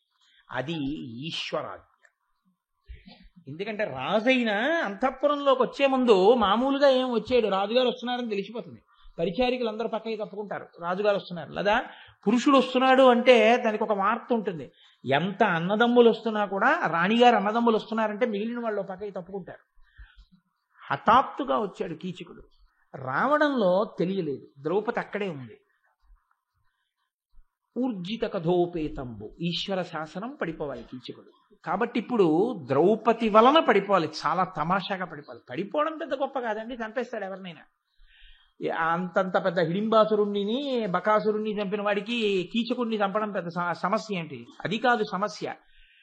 తన వారన్న వారు లేని చోటికి వెళ్లి హనుమ రాక్షసుల్ని మర్దించినట్టు తానెవరో తెలియకుండా పైకి అని కూడా అనకుండా బుద్ధి చంపాలి. ఇప్పుడు అది భీమసేనుడికి పరీక్ష. మల్ల యుద్ధం చేసి చంపేటప్పుడు కేకలేయడం, అరుపులు పెట్టడం సహజ లక్షణం. మీరు చూడండి, ఎక్కడెక్కడ శారీరాంతర్గతమైనటువంటి శక్తి విస్ఫోటనం అవ్వాలో అక్కడ ఒక పిచ్చి కేక ఉంటుంది. ఇప్పుడు మీరు గమనించండి, నేను అన్నాను ఆఫీసులో పనిచేసుకునే వాళ్ళకి ఎంత నిశ్శబ్దంగా ఉంటే అంత బాగా రాస్తారు. ఎందుకంటే మేధస్సు పనిచేయడానికి నిశ్శబ్దంగా ఉండాలి. శరీరాంతర్గతమైనటువంటి బలం ఎంత పైకి రావాలంటే అంతగా దానికి నోటి నుంచి కేక ఉండాలి. మీరు చూడండి, ఒక పెద్ద దూకుతున్నాడు అనుకోండి, ఇక్కడి నుంచి అక్కడికి నిశ్శబ్దంగా దూకనండి, దూకలేడు. హుప్ అంటాడు. ఆ హుప్ అండంలో వస్తుంది శక్తి. మీరు చూడండి, అందుకే పెద్ద పెద్ద ఇనప చువ్వలవిని ఎత్తుతూ ఉంటారు. ఎత్తి ఇలాగా కింద పెద్ద పెద్ద ఇనుప గుదియలు వేసి కదిపి దాన్ని దొల్లిస్తారు. అందరూ ఆ గుదియలు పెట్టి ఇంకా దొల్లించడానికి సిద్ధంగా ఉంటారు. ఒకడు ఆ పక్కన ఉంటాడు, వేయండి అంటాడు. అనేటప్పటికి రాజమండ్రి రైలు ఐసోప్ప అంటారు. ఏమిటా పాటకు అర్థం అంటే? రాజమండ్రి రైలు ఐసోప్ప అంటే ఏమిటండి అని అడిగారు అనుకోండి మీరు, చంద్రబాబు. ఎందుకు ఆ పాట అంటే వాళ్ళు అలా అనుకుంటూ తోస్తే ఆ గుదియతో తొయ్యడంలో శరీరాంతర్గతమైన శక్తి విస్ఫోటనం అవుతుంది. ధ్వని లేకుండా చెయ్యడం కష్టం. హనుమ తన వారు కాని చోట రాక్షస సంహారం ఎలా చేశారో అలా తానెవరో తెలియకుండా పట్టు కొట్టు అని అనకుండా నిశ్శబ్దంగా గుద్ది చంపాలి. ఇది కీచకుడికి, ఇది భీమసేనుడికి పరీక్ష. ఎంత భయపడ్డాడో ధర్మరాజు అంత గొప్ప విజయం సాధించాడు భీమసేనుడు విరాట పర్వంలో. అన్నగారు పొంగిపోయే విజయం సాధించి చూపించాడు. కాబట్టి ఇప్పుడు ధర్మరాజు గారు లెక్క కట్టిన వరకు బాగుంది. ఇప్పుడు సైరంధ్రి ప్రవేశం జరగాలి, ద్రౌపదీదేవి లోపలికెళ్ళాలి. తల్లి మహాపతివ్రత, ఏ తల్లి పేరు తలుచుకుంటే పాపరాశి కాలిపోతుందో అంతటి మహాతల్లి. ఆ తల్లి నిశ్చయం చేసుకుంది, నేను ఇలా వెడతాను అని అనుకుంది ఆవిడ. అనుకుని ఆవిడ వెళ్ళేటటువంటి తీరుని తిక్కన గారు వర్ణిస్తున్నారు. గారవమున నిజ దేశాచారమునై అల్లియున్న జడయకు కబరీ భారంబు విచితురమగా సైరంధ్రీ జాతి వేష సముచిత భంగిన్ వలపలి దిక్కున కించొక మలగంగా తురుమిడి కురుమాపుడు బుట్టం బలవడ గట్టి జరఠవల్కలమున నివ్వీగు చన్నుగవ గప్పితగన్ పరిచారికత్వా రేఖా పరిణతి తన మేన నచ్చువడ భావనకుం తిరమై తలకొను నంతఃకరణముతో పురము ద్రుపద కన్యక చొచ్చెన్. ఆవిడ ఒక మాసిపోయినటువంటి చీర ఒకటి కట్టుకుంది. చీనాంబరములు కట్టుకోవలసినటువంటి తల్లి. సీతమ్మే గుర్తొస్తుంటుంది సుందరకాండలో. ఒక మాసిపోయిన చీర కట్టుకుని సైరంధ్రీ వేషంలో వెడుతోంది కాబట్టి కొప్పు కుడి పక్కకి వేసుకుంది. ద్రౌపదీదేవిని గురించి వర్ణించినప్పుడు చెప్పబడేటటువంటి అత్యంత గొప్ప విషయాల్లో ఆమె యొక్క కబరీబంధం ఒకటి, ఆవిడ యొక్క కేశపాశం ఒకటి. దాన్ని కుడి పక్కకి వేసుకుంది. అంటే నాగరికత లేని వాళ్ళు, సాధారణంగా సేవక వృత్తిలో ఉండేవాళ్ళు వేసుకునే రీతిలో కుడి పక్కకి ఒక కొప్పు వేసుకుంది. వేసుకుని మనసులో బాగా భావన చేస్తోందిట, పరకాయ ప్రవేశం చేస్తోందిట. ఏమని? నేను పాంచాలిని కాను, నేను ద్రౌపదీదేవిని కాను, నేను అంతఃపుర స్త్రీని కాను, నేను అగ్ని సంభవను కానని కాదు, అటువంటి తేజోమూర్తిగా ఉండదగిన దానను కాను, నేను సైరంధ్రిగా ఉండడానికి వచ్చిన దాన్ని. కాబట్టి నేను ఇంకోళ్ళ అందం పెరగడానికి గంధం తీయాలి, నేను ఇంకోళ్ళకి సిగముడి వెయ్యాలి, నేను ఇంకొకరి ఒంటికి చందనం రాయాలి, నేను ఇంకొకరి జడకి పూలు పెట్టాలి, నేను అటువంటి పూలదండ ఆ సిగలో అలంకారం చెయ్యాలి అని తాను చేయవలసినటువంటి పనులను తన మనసులో తలుచుకుంటూ తనని తాను ఒక సైరంధ్రిగా కుదురుకుంటోంది, మనసులో కుదురుకుంటూ నడిచి వెడుతోంది. కాబట్టి ఇప్పుడు ఆవిడ మనసు పెద్ద చాలా గొప్ప విషయం మీద నిలబడింది. ఎందుకని? ఎంత తొందరగా ఆవిడ వెళ్ళిపోతే అంతఃపురంలోకి అంత తొందరగా ఆవిడికి రక్షణ. కారణం ఒక్కటే కారణం, ఆవిడ అందమే. బయట తిరిగినంతసేపు ఎటువైపు నుంచి ప్రమాదం వచ్చేస్తుందో తెలియదు. వచ్చిందో ఒకరు కాదు, 5గురు బయటకు వచ్చేస్తారు. కాబట్టి మిగిలిన వాళ్ళు ఒక్కొక్కడు అసలు ఇంకా యథార్థంగా మాట్లాడేది. ఒకరికి విరాట్రాజు కొలువు దొరకకపోతే నష్టం లేదు, మొగాడు ఇంకో చోటుకి వెళ్ళి ఉండగలడు ఆ ఏడాది. ద్రౌపదీదేవి అలా కాదు. ఒక చోట కుదురుకొనవలసింది ఇంకొక చోటకి కుదురుకోవలసి వచ్చింది అనుకోండి, అయిపోయింది ఆవిడ పని. ఇది అగ్ని పరీక్ష ఆవిడికి. కాబట్టి ఇప్పుడు ఆవిడ చాలా జాగ్రత్తగా నడుస్తోంది. అక్కడ ఉన్నటువంటి ప్రజలు ఉంటారు కదండి, ముందెవరు చూస్తారు? వీధుల్లో ఉన్న వాళ్ళు అందరూ చూస్తారు. వాళ్ళకి ఇంతకు ముందు ద్రౌపదీదేవిని చూసే అవకాశం ఉందా? లేదు. కానీ ఇప్పుడు వాళ్ళు ద్రౌపదీదేవినే చూస్తున్నారు. వాళ్ళకి ద్రౌపదీదేవి అని తెలియకపోవచ్చు, కానీ వాళ్ళు చూస్తున్నది మాత్రం ద్రౌపదీదేవిని. వాళ్ళన్నారు, రోహిణియుండే నుండెను నరుంధతి కాక మనుష్య జాతియే, ఈ హరినాక్షి చెల్వమున ఏత్తెర చూట్కుల నాచికోల కాదాహిత గౌరవంబగు, శుభాంగము తేజము చూడ బుద్ధి సందేహము పొందుచున్నది, సతీజనులిట్టిరే ఈ జగంబులన్. ఇది నేను మీతో ఇందాక 2 రకాలుగా ఉంటారు, ఎక్కడైనా 2 రకాల మనుష్యులు ఉంటారు అని మనవి చేశాను. ఆ ఊళ్ళో ఉన్నటువంటి ప్రజలు అంటున్నారు ఆవిడ్ని చూసి, రోహిణియుండే, ఈ తల్లి రోహిణ అంటున్నారు. అంటే ఆకాశంలో మెరిసేటటువంటి ధ్రువతార రోహిణి, పతివ్రతామ తల్లిగా. కాబట్టి ఈ తల్లి రోహిణి, ఈ తల్లి అరుంధత. అరుంధతి ప్రతివాడు వివాహం చేసుకోగానే అరుంధతి నక్షత్రాన్ని చూస్తాడు. ఇంత గొప్ప దాంపత్యం సిద్ధించాలి, ఆ తల్లి అనుగ్రహం కలగాలని. అంటే చూసేవాడు ఆమె అందాన్ని చూడగానే ఎంత పవిత్ర భావనతో చూస్తున్నారో చూడండి. నేను ఇందాక మీతో మనవి చేసిన మాట అదే. చూస్తున్న వాళ్ళు సామాన్య ప్రజలు, వాళ్ళేం ప్రభుత్వంలో ఉన్నవాళ్ళు కారు, పెద్ద పెద్ద పదవులలో ఉన్నవారు కాదు, సామాన్యులు చూస్తున్నారు. కానీ ఆ ఊరి ప్రజలకంత మర్యాద ఉంది. కాబట్టి ఇప్పుడు ఆవిడకి ఒకటి శుభశకునం ఏమిటి అంటే, అటువంటి ప్రజల మధ్య ఉండగలగడం. ముందు పరీక్ష నిలబడుతుంది. కాబట్టి వాళ్ళంటున్నారు, రోహిణియుండే ఉండెడు నరుంధతి కాక మనుష్య జాతియే. ఈవిడ మనుష్య జాతి కన్య, మనుష్య జాతి స్త్రీయా? వాళ్ళకి అనుమానం వచ్చింది, కానీ పవిత్రమైన అనుమానం వచ్చింది. ఈ హరినాక్షి చెల్వమున ఎట్టెర చుట్కుల నాచికోల కాదాహిత గౌరవంబగు. ఈ తల్లి చూపులు చూస్తుంటే ఎంతో గౌరవంగా ఉందే, మహాపతివ్రతలా ఉందే.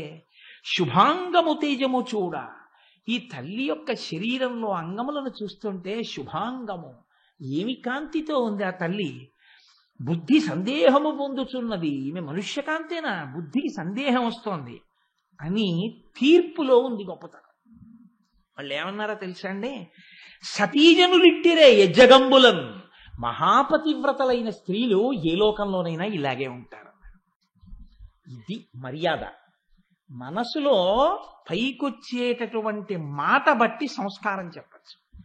ఒక ఆయన ఒక ఆవిడితో మాట్లాడితే, మీకు లక్ష్మీ స్వరూపమ్మా మీరు అన్నాడు అనుకోండి, ఆయన సంస్కారాన్ని చెప్తుంది. ఆ మాట హృదయ పరిణితిని చెప్తుంది, వాళ్ళ భావనని చెప్తుంది. ఎంత మర్యాదగా, ఎంత గౌరవంగా మాట్లాడారో చూడండి ప్రజలు. అటువంటి ప్రజలున్నారు, గోసంపద ఉంది. అది విరాట్రాజు గారి అదృష్టం ఆ ఊళ్ళో. కాబట్టి ఇప్పుడు ప్రజలందరూ ఈ మాట అంటున్నారు, కానీ ఆమె యొక్క అందాన్ని చూసి వీళ్ళందరూ ద్రౌపదీదేవి వెంటపడి, ఎవరు నువ్వు, ఎక్కడి నుంచి వచ్చావు, ఏ కులం, ఎవరి దానవు, ఏ దేశంలో ఉంటావు, ఈ ఊరెందుకు వచ్చావు, ఏ పని చేస్తావు, ఎవరి కొరకు వచ్చావు, ఇన్ని ప్రశ్నలు అడుగుతున్నారు. ఆవిడంది, ఏను గట్టువాలదాన, నాకెవ్వరు కడుపు కూడుబెట్టి కట్టు చీరలు ఇచ్చి సాకతమున ఏలుదురు, అట్టి వారలకు పనులు చేసి మెలగు బుద్ధి. అత్యంత ప్రమాదకరమైన మాట ద్రౌపదీదేవి నోటి వెంట వచ్చింది. నేను అన్నానని కాదు, మీరు కొంచెం జాగ్రత్తగా ఆలోచించండి. ఆవిడ ఏమందో తెలుసా అండి, ఇంతమంది ప్రజల్ని ఉద్దేశించి ఒక మాట చటుక్కునంది ఆవిడ. ఇది మాట వలన వచ్చే ప్రమాదాలు కొన్ని భారతంలో ఉన్నాయి. జలస్తంభన విద్యతో నీళ్లలో దాక్కున్నాడు కురుక్షేత్రం అయిపోయాక దుర్యోధనుడు. రెచ్చగొట్టి పైకి తీసుకొచ్చారు. ధర్మరాజు గారు పుసుక్కనన్నాడు, నువ్వు ఒక్కడివే ఉన్నావు, మేము 5గురు యుద్ధం చేయకూడదు, మా 5గురిలో ఏ ఒక్కరితోనైనా యుద్ధం చేయరు. రా అని ధర్మరాజుని పిలిస్తే నిలబడ్డ దుర్యోధనుడు ముందు.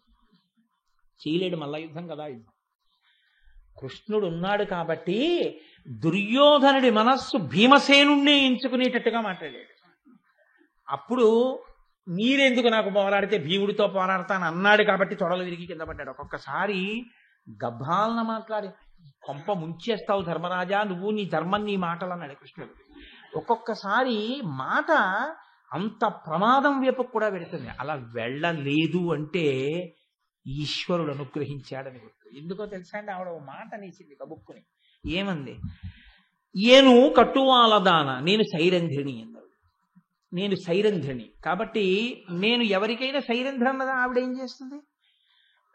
గంధం తీస్తుంది, గంధం అలుదుతుంది, కస్తూరి బొట్టు పెడుతుంది, ఓ సిగ వేస్తుంది, దాంట్లో పువ్వులు తిరుగుతుంది. ఇవి ఆవిడ చేసే పనులు. కాబట్టి నాకెవ్వరు కడుపు కూడుపెట్టి కట్టు చీర ఇచ్చి సాకుటమున ఏలుదురు అట్టివారలకు పనులు చేసి మెలగు బుద్ధి. నేను రాజాంతఃపురాల్లో పనిచేస్తానని ఆవిడ అనలేదు. రాజాంతఃపురాల్లో పనిచేస్తానంటే ఈవిడ్ని మన ఇంట్లో పెట్టుకోవడం కుదరదనాలి.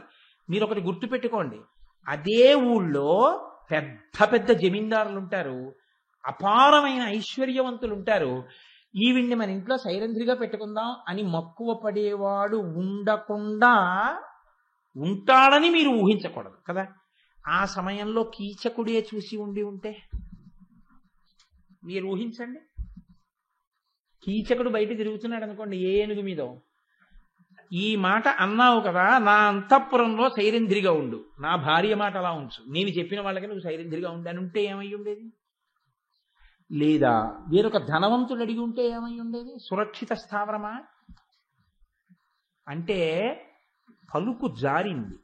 కారణం ఒక్కటే, ఎప్పుడూ పైకొచ్చి తనంత తాను మాట్లాడడం అలవాటైన ఆడది కాకపోవడం. ఈ అమాయకత్వం చూడండి, ఎప్పుడూ ఎన్నడూ ఒక్కతే ప్రయాణం చేయడం అలవాటు లేనటువంటి ఆవిడ అనుకోండి, అలాంటి ఓ పిచ్చి తల్లి మొట్టమొదటిసారి జీవితంలో స్లీపర్ క్లాస్ రైలు ఎక్కింది అనుకోండి, ఆవిడకి మిడిల్ బెర్త్ ఏదో తెలియదు, అప్పర్ బెర్త్ ఏదో తెలియదు, లోయర్ బెర్త్ ఏదో తెలియదు, విండో సైడ్ ఏదో తెలియదు. అందులోనూ ఆవిడ కర్మకాలి ఆర్ఏసీ అనుకోండి. పాపం ఆ టీటీ వచ్చిన తర్వాత చెప్పుకుని ఆవిడ మాట్లాడి ఆవిడ కూర్చోవడంలో ఎంత అమాయకత్వంగా ఉంటాయో ఆ మాటలు. నేను ఎందుకు చెప్పాలి, మీరు వింటూ ఉండరు రైళ్లలో. నేను ఒకసారి ట్రైన్లో వెళుతూ, అదేంటి గోపాలకృష్ణ గారు కూడా ఉన్నారు నాతోటి, అప్పుడు లోయర్ బెర్త్ లో పడుకున్నాను, గోపాలకృష్ణ గారు ఏదో మిడిల్లో ఉంది పడుకున్నారు, నా భార్య లోయర్ లో పడుకుంది. ఓ స్టేషన్ లో ఏదో కొంత దూరం వెళ్ళిపోయిన తర్వాత కొంతమంది ఎక్కారు. ఆవిడ గట్టిగా భోగి అంతా వినపడేటట్టు చెప్తోంది, ఒరే నేను ఇప్పుడు అప్పర్ బెర్త్ ఎక్కలేదురా, ఒకవేళ రాత్రి అప్పర్ బెర్త్ ఎక్కితే నేను బాత్రూమ్కి వెళ్ళవలసి వస్తే నన్ను ఎవరెక్కిస్తారా అని అరుస్తున్నాడు. అంటే అమాయకత్వం. అంతమంది పడుకుని ఉన్నారు, నేను ఇంత గట్టిగా రాత్రి వేళ మాట్లాడితే నేను ఎప్పుడు ఎక్కలేదురా, నన్ను ఎవరు దింపుతారా అని, ఒరే నన్ను వదిలేకే, కాస్త కాళ్ళ కింద చేతులెట్టు అని పచ్చి అమాయకత్వం ఆవిడ మాటలో స్పష్టంగా. ఆ పక్కన ఎవరో పెద్ద ఆయన ఎక్కాడు, ఏమిటండి మేము వయస్సు 72 అనేసాం, అయినా మాకు ఇవ్వకుండా ఎవరికో అగో ఓపికన్న వాళ్ళకి ఇచ్చారేంటి, వాళ్ళు ఎలా పడుకుంటారంటారు. ఒకసారి లోయర్ ఇచ్చారు, వాళ్ళు పడుకున్నాము అంటే ఏమంటే ఇన్ని ఉపన్యాసాలు చెప్తారేంటి, మీరు ఇవ్వకూడదా అనొచ్చు నన్ను. నేను అప్పర్ బెర్త్ ఎక్కలేను, స్పాండిలైటిస్ ఉంది, అందులో ఎప్పుడు మిడిల్ బెర్త్లో ఏదో నా కర్మ కాలితే అప్పర్ బెర్త్ ఎక్కుతానంతే. కాబట్టి నేను దానం చేయలేను. ఆయనకి ఆ విషయాలన్నీ ఎందుకు ఇప్పుడు లేచి చెప్పడం ఎందుకని నేను వింటూనే పడుకున్నాను. ఓహో ద్రౌపదీదేవి అంత అమాయకత్వంతో మాట్లాడేస్తున్నారు ఈ పిచ్చి తల్లులు ఎవరో అనుకున్నానంతే. కాబట్టి గభాల నోరు జారిందనే చెప్తాను నేనైతే ఆవిడ. కాబట్టి ఆవిడంది, ఏను కట్టువాలదాన నాకెవ్వరు కడుపు కూడబెట్టి కట్టు చీర ఇచ్చి సాకతమున ఏలుదురు అట్టి వారలకు పనులు చేసి మెలగు బుద్ధి. నేను సేవ చెయ్యాలంటే ఒకటే, నాకు తినడానికి అన్నం పెట్టి కట్టుకోవడానికి బట్టిస్తే చాలు. ఎంత ప్రమాదం వైపుకి వెళ్ళిందండి ఆవిడ. అదృష్టం ఏమిటో తెలుసా అండి, అయితే మా ఇంట్లో చెయ్యని ఎవరు అనలేదు. ఎవ్వరు అనలేదు కాబట్టి పెద్ద సమస్యని దాటింది ఆవిడ. ఇదే నేను చెప్తున్నది. పొరపాటు జరగకపోవడం అన్నది ఉండదు, అది వ్యక్తిత్వ సిద్ధం. అంత గొప్ప తల్లి పూర్వం ఎన్నడూ తనంత అరణ్యవాసానికి వచ్చినా భర్తలతో కలిసి వచ్చింది ఆవిడ. అజ్ఞాతవాసంలో మొట్టమొదటిసారి ఒక రాచవీధి వెంబడి అన్ని వేల మంది ప్రజలు చూస్తూ తన వెంట పడుతుండగా మేలిముసుగు వేసుకుని పల్లకీలలో వెళ్ళవలసినటువంటి తల్లి కాలినడకన రహదారి మీద నడుస్తూ ఇంతమంది చుట్టూ ఉండి ఒక్కసారి ఇన్ని ప్రశ్నలు గుప్పించేస్తే ఎప్పుడూ అసలు చెప్పడం చేతకానావిడ ఇలా మాట్లాడేస్తే నేను సైరంధ్రిగా ఉందాము అనుకున్న దృష్టిలో ఈ మాట నోటి వెంట వచ్చింది అనుకోండి, ఆవిడ ఎంత దయనీయమైన స్థితిలో ఆ రోజున ఉందో, భర్తల్ని గట్టెక్కించడానికి ఎంత కష్టం ఆ రోజున ఆవిడ పడిందో, ఆవిడ మనస్సు ఎంత సున్నితం, ఎంత ముందు వెనకల్ని జాగ్రత్తగా చూసుకోవడం అన్నది తెలియనటువంటి పిచ్చితల్లో. కాబట్టి కదా ఆ కీచకుడు అలా మాట్లాడగలిగాడు ఆవిడతోటి. కాబట్టి ఆవిడ యొక్క అమాయకత్వం ఆ ప్రత్యేక సందర్భం, అంటే ద్రౌపది అమాయకురాలని నేను నిర్ధారణ చేయట్లేదు, కానీ ఆ ప్రత్యేక సందర్భంలో ఆవిడ స్థితి ఆ పద్యాన్ని చెప్పడంలో బయటికి వచ్చింది. అదృష్టం ఎక్కడుందంటే ఎవ్వరూ ఆవిడ్ని మా ఇంట్లో పని చేయమని అడిగిన వాళ్ళు మాత్రం లేరు. కానీ ఈలోగా ఈ పెద్ద కోలాహలం అంతఃపురంలోకి వెళ్ళింది. ఏమిటి అంతమంది, ఏదో వీధిలో ఉన్న ప్రజలందరూ ఎవరి వెంటో పడుతున్నట్టుగా ఉంది, పెద్ద కోలాహలం కింద వినపడుతోంది, ఎవరున్నారు చూసిరండి అనేటప్పటికీ పరిచారికలు వెళ్ళారు, పైనుంచి కిందకి చూశారు. వాళ్ళు వచ్చి అన్నారు, అప్ప ఏముందగద్దమ్మా, ఎవరో సైరంధ్రిగా ఉంటుంది, ప్రజలందరూ వెంట పడుతున్నారు అనగానే రాణి పైనుంచి ఆవిడ కూడా చూడ్డానికి వచ్చి, ఆవిడేనా, నిజమే చాలా అందంగా ఉంది అని ఆవిడ కూడా తెల్లబోయి అలా చూస్తోంది. చాలాసేపు చూడాలనుకున్న దాన్ని చూడ్డానికి రాణియే వచ్చి చూస్తోంది అనుకోండి, కింద నుంచి అందరూ రాణిగారు రాణిగారు రాణిగారు కూడా చూస్తున్నారు, రాణిగారు కూడా చూస్తున్నారంటారు. కాబట్టి ఇప్పుడు రాణి హోదాకి తగిన పని ఏమిటి, ఆవిడ్ని ఇలా లోపలికి రమ్మన్నారు కదండి. నేను గంగిరెద్దుల వేషం చూడడానికి రాజుగారి గంగిరెద్దులు చూడడానికి తేడా లేదు. రాజుగారు నేను వచ్చినట్టు రాజుగారి గంగిరెద్దులు చూడడానికి బయటికి రాకూడదు, ఆ గంగిరెద్దుల్ని లోపలికి ప్రవేశపెట్టండి అన్నారు. అని ఏది ఇక్కడ ఆడించు అన్నారు. ప్రభు మీ ముందు గంగిరెద్దులు ఆడిస్తామని ఆడించాలి, బాణాసురుడు ముందు ఆడించినట్టు. అంతేగాని నేను సెకండ్ ఫ్లోర్లోకి వచ్చిన అపార్ట్మెంట్లో గంగిరెద్దుల్ని లోపలికి పిలవనంటే జారి కింద పడతాయి. అవి జారి కింద పడడం కాదు, ఆయనే అంటాడు ఆయన్ని బయటికి రమ్మనంటే, అక్కడితో అయిపోయాయి పనులు. ఎవరి స్థాయికి తగినట్టు వాళ్ళు మాట్లాడాలి. అంతేగాని అందరిలో ఆవిడ గవాక్షంలోకి వచ్చేసి తొంగి చూడడం మొదలెట్టింది అనుకోండి, అసహ్యంగా ఉంటుంది. అదే రాణితనం అండి అంటే.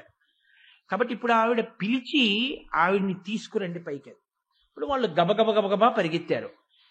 వెళ్ళిన వాళ్లకుండే లక్షణం ఏమిటో తెలుసా అండి, మీరు చాలా జాగ్రత్తగా గమనించండి.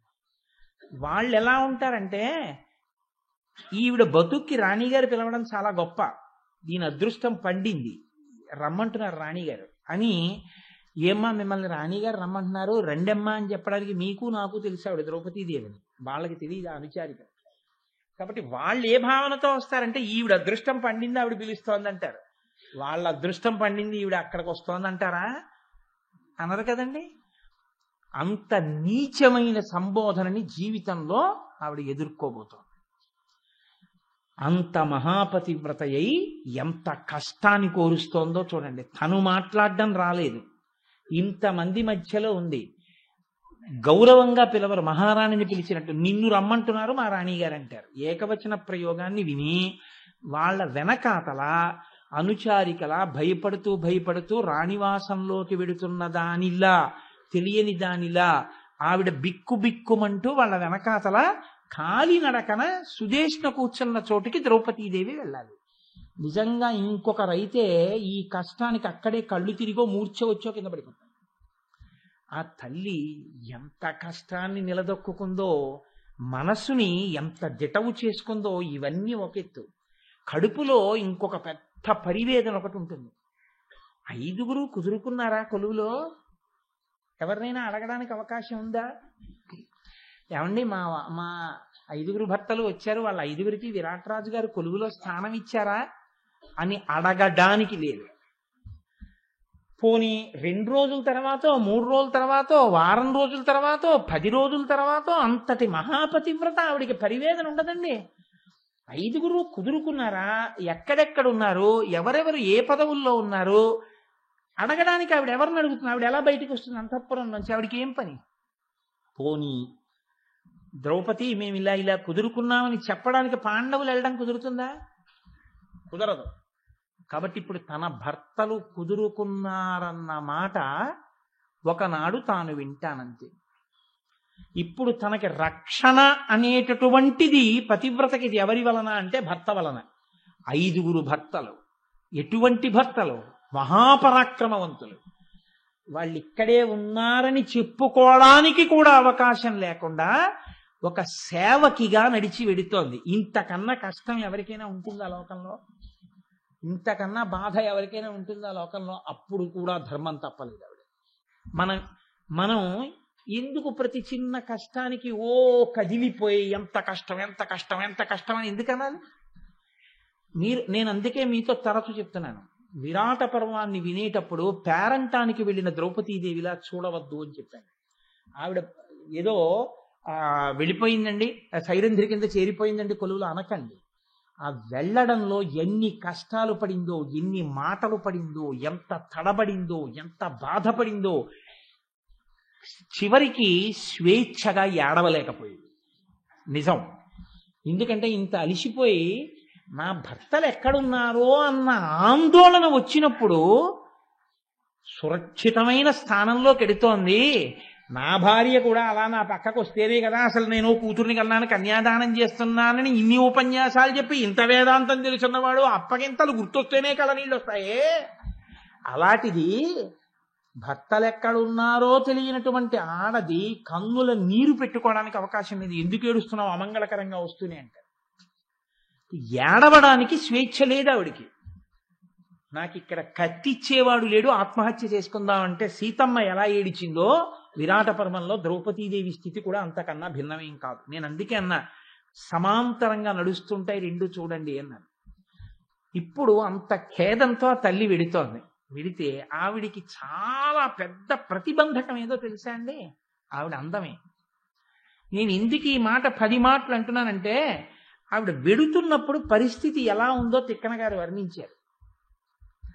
పదతలంబుల కెంపు పరగిన తలమున కుంకుమలిప్తమైన చందంబు వహింప సంగంబు నునుగాంతి ఎడరిన గోడలు వేదులమణిమయ విధమునంద కనుగవ మెరగులు గెదరిన మందర పుష్పోపహారంబు పులుపు దాల్ప వేనలి కప్పు పర్విన మీదు నీలదు కూలంబు మేల్కట్టు కొమరువడయ తాను జొచ్చిన కథన మత్స్య క్షితీషు నింట నిన్నయి క్రొత్త యొప్పెసగా మహాదేవి ఎన్నెడ కల్ల నల్ల పాండురాజ తనూభవ పత్ని అరియే.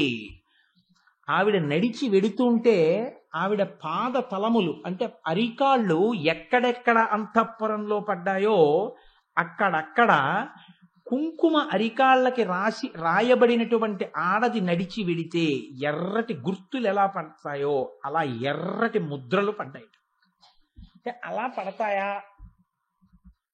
మీరు ఒకటి గమనించండి, కించెత్తు తేమ ఉన్నటువంటి కాళ్లతో అంటే కొద్దిగా చెమటల తడి ఉన్న కాలు, అంత తడి కూడా అక్కర్లేదు. మీరు తెల్లగా ఉన్నటువంటి ఫ్లోరింగ్స్ వస్తున్నాయిగా ఇప్పుడు నేల, దాని మీద అలా పాదాన్ని పెట్టి తీయండి, దాని ముద్ర ఒక్క క్షణం అలా కనపడుతుంది, అరికాలి ముద్ర. పద్మినీ జాతి స్త్రీ, అయోనిజ, అగ్ని సంభవ, యాజ్ఞశైలి, మహాతల్లి. ఆవిడ అడుగులు వేసి వెడుతుంటే ఎంతటి ఎర్రటి అరికాళ్ళలో చూడండి. ఆవిడ అంతఃపురంలో ఉన్నటువంటి నేల అంతా కుంకుమతో అలదబడిన అరికాళ్ళు ముద్రలు వేసి వెడితే ఎలా ముద్రలు పడతాయో అటువంటి ముద్రలు పడ్డాయిట. ఆవిడ అంగంబును కాంతి ఎడరిన గోడలు వేదులమణిమయ విధమునొంద. ఆవిడ శరీరంలోంచి వచ్చేటటువంటి కాంతి ఆ చుట్టూ ఉన్నటువంటి గోడల మీద పడుతోంది నడిచి వెళ్ళేటప్పుడు. ఆ గోడల మీద ఆవిడ కాంతి పడితే ఇప్పటి వరకు వజ్రములు రత్నములు వైఢూర్యములు తాపడము చేయబడని గోడ అకస్మాత్తుగా తాపడం చేస్తే ఎలా గోడలోంచి కాంతులు వస్తాయో అలా కాంతులు వచ్చేట గోడల నుంచి. మీకు దక్షారామ క్షేత్రంలో చీకటి కోణం ఉంది, ప్రదక్షిణం చేసేటప్పుడు మీరు ఎప్పుడైనా గోడల మీద ఇలా తడివితే ఉబ్బెత్తుగా ఉంటాయి. ఏమిటండి ఇవి అని అడిగితే పూర్వం అందులో వజ్రాలు తాపడం చేసి ఉండేవి. ఎవరైనా ప్రదక్షిణం చేసేటప్పుడు ఆ గోడలలో పదకబడిన వజ్రముల యొక్క కాంతులలో ప్రదక్షిణం చేసేవారు. సరే, మన దౌర్భాగ్యం ఎక్కడెక్కడ ఏమున్నాయో ఓడగొట్టుకుపోయేవాళ్ళు చాలా మంది వచ్చి పట్టుకుపోయారు. కాబట్టి అలా ఆ తల్లి అంతఃపురంలో నడిచి వెడుతూ ఉంటే ఆవిడ శరీరములోంచి వచ్చిన కాంతులు గోడల మీద పడి గోడలకు మణులు వజ్రములు వైడూర్యములు తాపడము చేస్తే వచ్చిన కాంతులా అనిపించింది. కనుగవ మెరుగులు గదిరిన ముందర పుష్పోపహారంబు పులుపుదాల్ప. వెళ్ళేటప్పుడు భీతహరిణల భయపడుతూ, అమ్మో కొలువుకెడుతున్నాను, రాణి దర్శనం అవుతుంది, నన్ను ఆవిడ స్వీకరించాలని భయంగా ఆవిడ ఇలా చూస్తూ వెడుతుంటే ఆవిడ కన్నుల చూపులు వెళ్ళి ఇలా పడుతూ ఉంటే అవన్నీ పుష్పాలంకారములు చేయబడ్డాయా అన్నట్టుగా గోడలంతటా కూడా ఆవిడ చూపులు పడి అటువంటి అలంకారములుగా కనపడ్డాయిట. వేనలి కప్పు పర్విన మీదు నీలదు కూలంబు మేల్కట్టు కొమరువడయ. ఆవిడ నడిచి వెడుతున్నప్పుడు ఆవిడ నల్లటి జుత్తు మీ పైనుంచి వచ్చేటటువంటి ఆ నల్లని కాంతికి ఎవరైనా నల్లటి వస్త్రంతో చాందిని కట్టారా పైన అన్నట్టుగా వస్తుందట ఆ కాంతి. తల జుత్తు యొక్క కాంతి. ధునోతుద్ధాంతం నస్తులిత దళితేందీ వరవనం ఘనం స్నిగ్ధ శ్లక్షణ చికుర నికురంబం తవసివే అంటారు శంకర భగవత్పాదులు సౌందర్యలహరిలో. అలా ఆవిడ కబరీబంధము యొక్క కాంతి ఆ పైనంతా కూడా చాందిని పట్టినట్టుందిట. తాను జొచ్చిన కథన మత్స్య క్షితీషునింట నిమ్మెయి క్రొత్త ఎప్పెసక ఒసగా. ఆవిడ నడిచి వెడుతుంటే ఆ మత్స్య క్షితీషు ఇంట అంటే మత్స్య భూపాలుని యొక్క విరాటరాజు గారి అంతఃపురంలో ఒక కొత్త తేజస్సు అలదుకుందిట ఎక్కడ చూసినా. అలా పాండురాజ తనూభవ పత్ని అరిగే. పాండురాజ తనూభవ అంటే పాండురాజు యొక్క కుమారుల భార్య పాండవ పత్ని ద్రౌపది అంతఃపురంలోకి వెళ్ళింది. ఇప్పుడు ఇంత అందమైన ఆడది నడిచి వస్తుంటే రాణి ఎంత తెల్లబోతుందండి. ఇప్పుడు రాణి చాలా తెల్లబోయింది. ఈవిడ అందాన్ని చూసి లేచి నిలబడింది.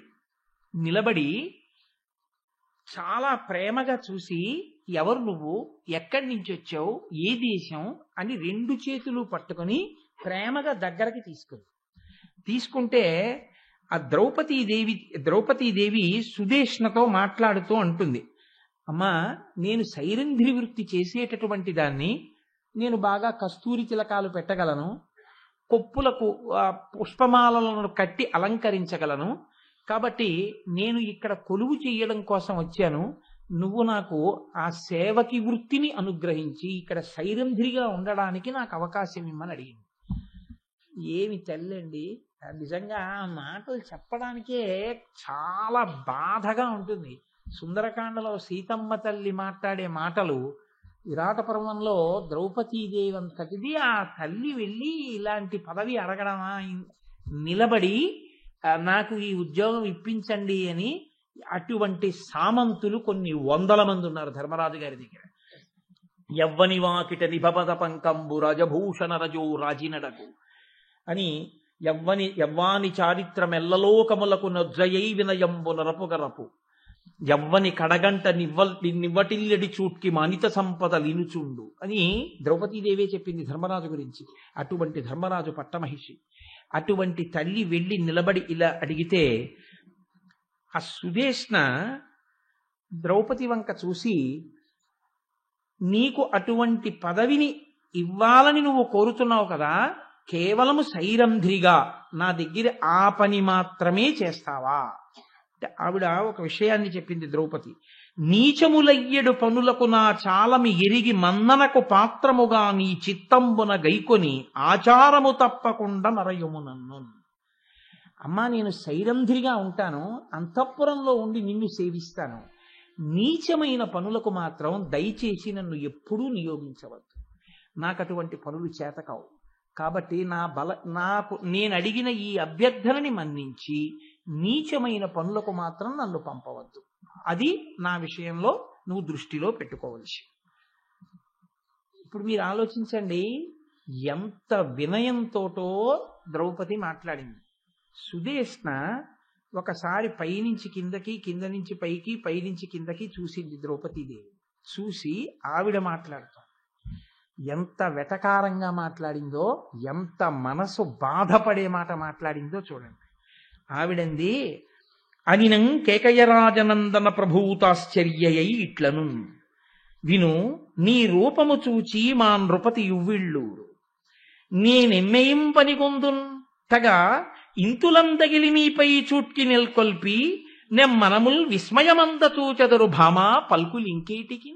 భామా అంతటి తల్లిని పిలిచండి. భామా, నిన్ను చూస్తే ఆడవాళ్లే చూపులు తిప్పుకోలేకపోతున్నారే, ఇంత అందంగా ఉన్నావే, నీ మీద మా రాజు మనసు ఇట్టే పారేసుకుంటాడు.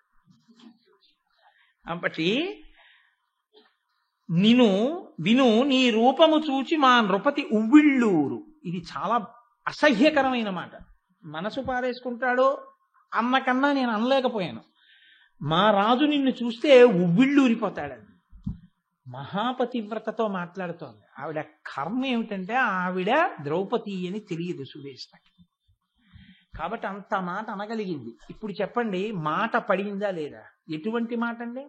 సురకత్తి పెట్టి పొడిచిన కన్నా బాధ కలిగే మాట మాట్లాడి. మా నృపతి ఉవ్విళ్ళూరు, ఇటువంటి నిన్ను ఎలా కొలువులో పెట్టుకుంటాను అండి.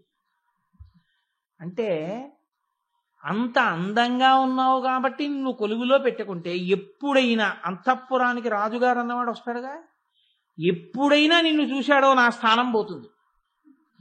అంటే ఒకటి, విరాట్ రాజు గారు అటువంటి బలహీనమైన శీలం ఉన్నవాడా? అలా అని లేదు.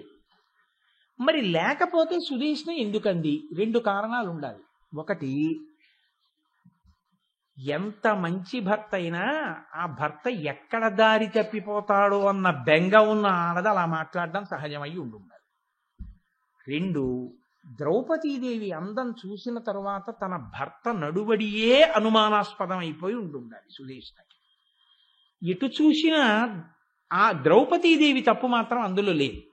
కానీ ఆవిడ అందం ఆవిడికి ప్రతిబంధకమై అంత మాట పడేటట్టు చేసింది అని ఊరుకోలేదు సుదేష్ణ. ఆవిడ మాట అంది, దుర్భరయగు నిను కర్కటి గర్భము ధరించినట్లు గైకొని నాకై నిర్భర విధ్వంస దశావిర్భావము తెచ్చుకొనుట వెరవయ్యుంది. ఎండ్రి ఉంటుంది, ఎండ్రకాయ ఎండ్రి అంటారు కదా, పీత అంటారులా ఉంది. ఆ ఎండ్రి గర్భం దాలుస్తుంది. గర్భం దాలిస్తే ఎండ్రి పిల్లల్ని కనేటప్పుడు దాని కడుపు బద్దలైపోతుంది. కడుపు బద్దలైతే తప్ప పిల్లలు పుట్టవు దానికి. కాబట్టి ఎండ్రి గర్భం దాల్చింది అంటే ఎండ్రి చచ్చిపోతుంది. ఎండ్రి గర్భం దాల్చి తన కడుపులో తన పిల్లల్ని పెట్టుకోవడం ఎటువంటిదో నిన్ను నా కొలువులో పెట్టుకోవడం అటువంటిదే. ఎందుకని అంటే నిన్ను పెట్టుకుంటే ఎప్పుడైనా మా రాజు నిన్ను చూస్తే నా పదవికే ఎసరు, నువ్వు కూర్చుంటావు రాణి స్థానంలో. అంటే ఇప్పుడు ఒకటి ఆలోచించాలి కదండి, రాజు అటువంటి వాడై ఉండొచ్చు, ఈమె సైరంధ్రిగా ఉంటాను అంది కదా అని అందంగా ఉండడం ఆవిడ తప్పు కాదు, సైరంధ్రిగా చెయ్యడం ఆవిడ తప్పు కాదు. సైరంధ్రిగా ఉంటానందని అందంగా ఉంటానందని అంత దూరం ఆలోచించేసి అన్నన్ని మాటలు అనేయడమే, అంత చౌకబారు మాట మాట్లాడడమే. ఖచ్చితంగా సుదేష్ణ అలా మాట్లాడకూడదు, కానీ మాట్లాడింది.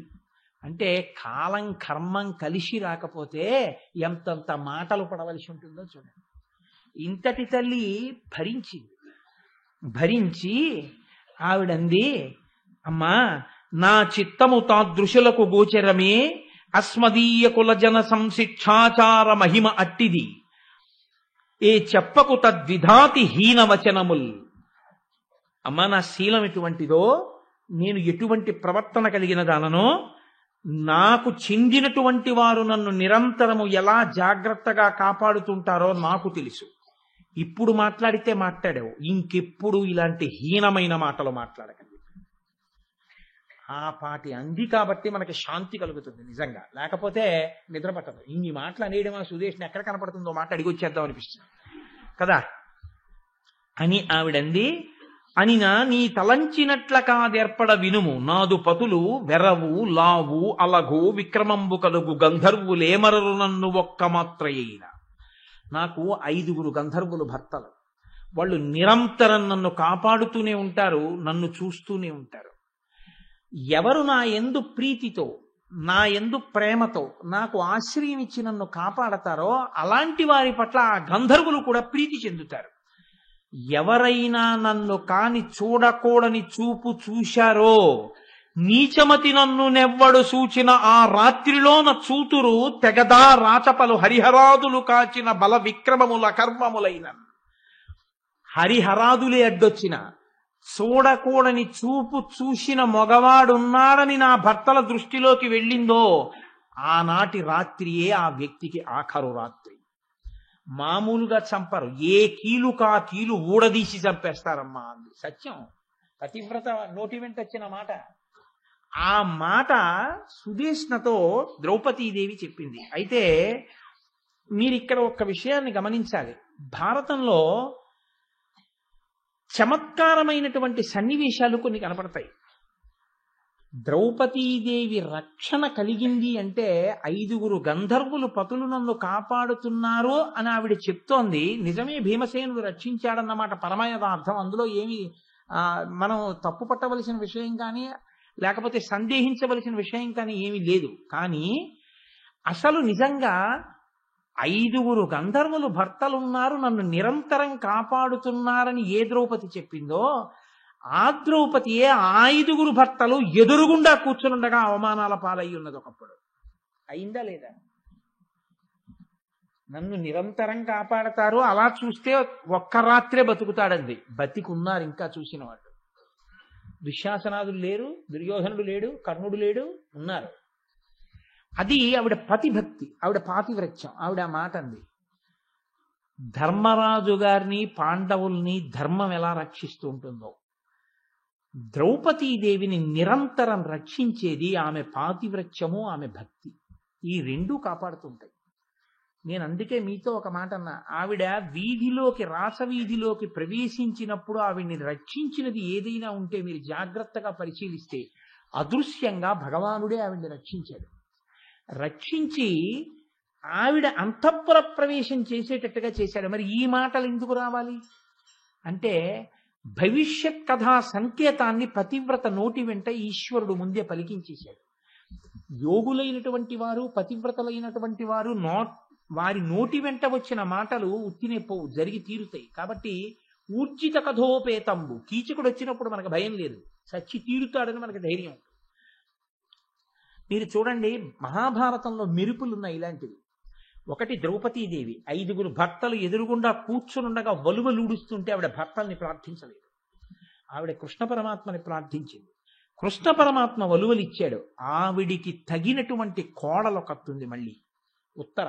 ఎందుకంటే అర్జునుడి కోడలు అంటే ద్రౌపదీదేవికి కూడా కోడలు వరుసగా, ఉత్తర కూడా అంతే. పాండవులు 5 అక్కడే ఉన్నారు, కృష్ణ పరమాత్మ రథం ఎక్కుతున్నారు. ఇక పాండవుల వంశానికి చెందిన ఒకే ఒక్క పిండం ఉత్తరాగర్భంలో ఉంది, పరీక్షిత్. ఉండగా అశ్వత్థామ నిర్వంశం చేసేయాలి, వీళ్ళకి పరిపాలించే వారసుడు ఉండకూడదని అస్త్రప్రయోగం చేశాడు, బ్రహ్మాస్త్రం. అది కడుపులో ఉన్న పిండం మీదకి వెళ్ళిపోతోంది. ఆవిడ ఎదురుగుండా ఉన్నటువంటి 5 మామగారులని ఉద్దేశించి ఆవిడ మాట్లాడలేదు. ఆవిడ ఎవరి కాళ్ళ మీద వెళ్ళి పడి మాట్లాడిందో తెలుసా అండి? కృష్ణుడి కాళ్ళ మీద పడి మాట్లాడటం కూడా ఎంత చమత్కారంగా మాట్లాడిందంటే పోతన గారి భాషలో,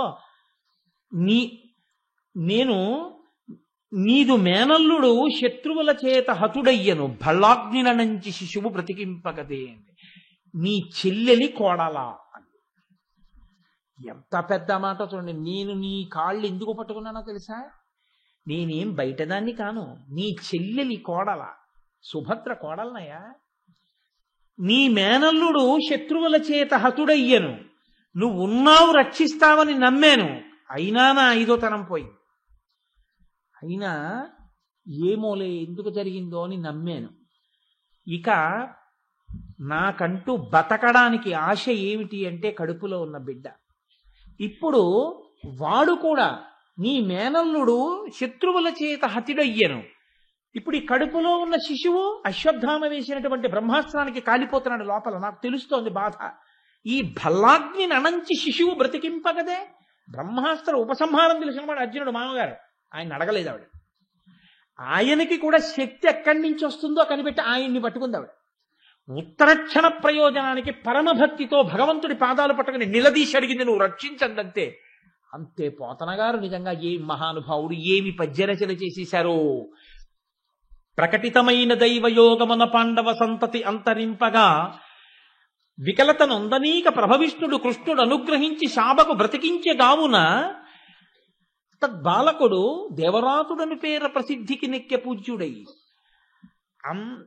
ఈశ్వరుని యొక్క శాసనం చేత బ్రహ్మాస్త్ర ప్రయోగం చేత ఉత్తరా గర్భం లోపల ఉన్న పిండాన్ని కాల్చడానికి వెళ్ళిపోయినటువంటి బ్రహ్మాస్త్రపు వేడికి ఉడికిపోవడానికి సిద్ధపడిపోతున్నటువంటి పిండానికి బ్రహ్మాస్త్రపు అగ్నికి రెండిటికి మధ్యలోకి వెళ్ళి నించున్నాడు. ఎవరు?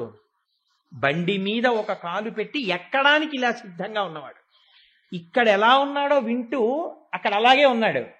ఆయనే ఆ కడుపులో ఉన్నాడు. ఇటు బ్రహ్మాస్త్రానికి ఘోర రూపంతో ఉన్నాడు, అటు పరీక్షిత్తుకి అఘోర రూపంతో ఉన్నాడు, ప్రసన్న రూపంలో ఉన్నాడు. ఈ పిల్లాడు ఆ ప్రసన్న రూపాన్ని చూసి ఏమి అందమైన స్వరూపం రా! మహానుభావుడు మేఘశ్యామం పీత కౌసేయ వాసం శ్రీవత్సంకం కౌస్తుభోద్భాసితాంగం పుణ్యోపేతం పుండరీకాయతాక్షం విష్ణుం వందే సర్వలోకైకనాథం అని కనురెప్ప వేయకుండా చూస్తూ ఇప్పటి వరకు వచ్చిన వేడిపోయి నవనీతం రాసినట్టు ఎవర్రా ఈ చిరునవ్వు, ఎవర్రా ఈ మహానుభావుడని అలా చూస్తూ ఉండిపోయాడు. అటువైపు ఉన్నవాడు ఘోర రూపంతో బ్రహ్మాస్త్రపు అగ్నిని తను తాగేశాడు. తాగి పైకొచ్చేశాడు. అలా ఉన్నవాడు అలా రథం ఎక్కేశాడు. పైకి ఏమైనా కనపడిందా రక్షణ? కనపడలేదు. ప్రకటితమైన దైవయోగమన పాండవ సంతతి అంతరింపగా వికలతనొందనీక ప్రభవిష్ణుడు కృష్ణుడు అనుగ్రహించి శాబకు బ్రతికించగావున. పోతన గారు అంటారు, ప్రభవిష్ణుడు కృష్ణుడు అనుగ్రహించి రక్షించాలని ఈశ్వరుడు సంకల్పం చెయ్యడం ఒకటే తప్ప దానికి సాధన సంపత్తి అవసరం ఉండదు. అర్జునుడైతే ఉపసంహార మంత్ర ప్రయోగం చెయ్యాలి, భగవానుడికి అలా ఉండదు. ఆయన సంకల్పమే శివ సంకల్పమస్తు, అంతే. ఈశ్వరుడు రక్షణ చెయ్యాలనుకున్నాడంతే, అయిపోతుంది అంతే. అది దానికి ఇంకా సృష్టిలో ఇంత కష్టమైనది అన్న మాట ఏం ఉండదు. అది ఈశ్వర శాసనమే కావచ్చు, బ్రహ్మాస్త్రానికి ఎదురు లేకపోవచ్చు. ఈశ్వరుడి ముందు పనిచేయదు అలాగా. ఆయన అనుకుంటే రక్షించి తీరుతాడంతే. పాండవ వంశాన్నే నిలబెట్టాడు పరీక్షిత్తునిచ్చి. అటువంటి వంశంలో పుట్టిన జనమేజయుడు వింటున్న భారతం అండి. ఎక్కడ చెప్తున్నారు అనుకుంటున్నారు? ఈ భారతం అంతా సర్పయాగం చేసి చేసి చేసి చేసి పావులన్నింటినీ తీసుకొచ్చి అగ్నిహోత్రంలో బారేశాడు తన తండ్రిని కరిచేయని. ఆఖరికి తక్షకుణ్ణి పిలిచాడు. ఆ తక్షకుడు భయపడి ఇంద్రసింహాసనాన్ని చుట్టుకున్నాడు. సహేంద్ర తక్షకాయ స్వాహ అన్నాడు. ఇంద్రసింహాసనంతో వచ్చేస్తున్నాడు తక్షకుడు. ఇక యజ్ఞగుండం దగ్గరికి వచ్చాడు.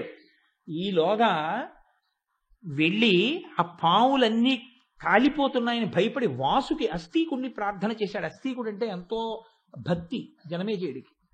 నువ్వు రక్షించు నా వంశాన్ని, పాములన్నీ పడిపోతున్నాయని. ఇప్పటి వరకు పడిన పాములు తప్ప ఒక్క పాము పడకుండా చూస్తానన్నాడు.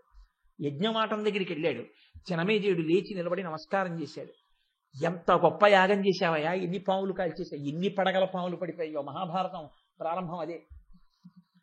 ఎన్ని పాములు చంపేశావయ్యా జనమేజయ అన్నాడు. మహానుభావ, మీరు ఇవాళ యజ్ఞవాటికకు వచ్చారు, అదే సంతోషం, ఏం కావాలి కోరండి అన్నాడు. ఏం కావాలంటే ఏమిటి, యాగం ఆపే ఇక్కడతో, మీరు అడిగారు ఆపేశానన్నాడు. అక్కడికి వచ్చాడు తక్షకుడు, వెనక్కి వెళ్ళిపోయాడు, బతికేశాడు. కాబట్టి అప్పుడు వ్యాస మహర్షి అక్కడ కూర్చుని ఉన్నారు. కూర్చునుంటే మా తండ్రి పరీక్షిత్ ఎందుకు అలా ఉద్రేకపడ్డాడు, మా తండ్రులు పాండవులన్నీ కష్టాలు ఎందుకు పడ్డారు, నాకు ఆ భారతం ఒకసారి చెప్పరా అని అడిగాడు.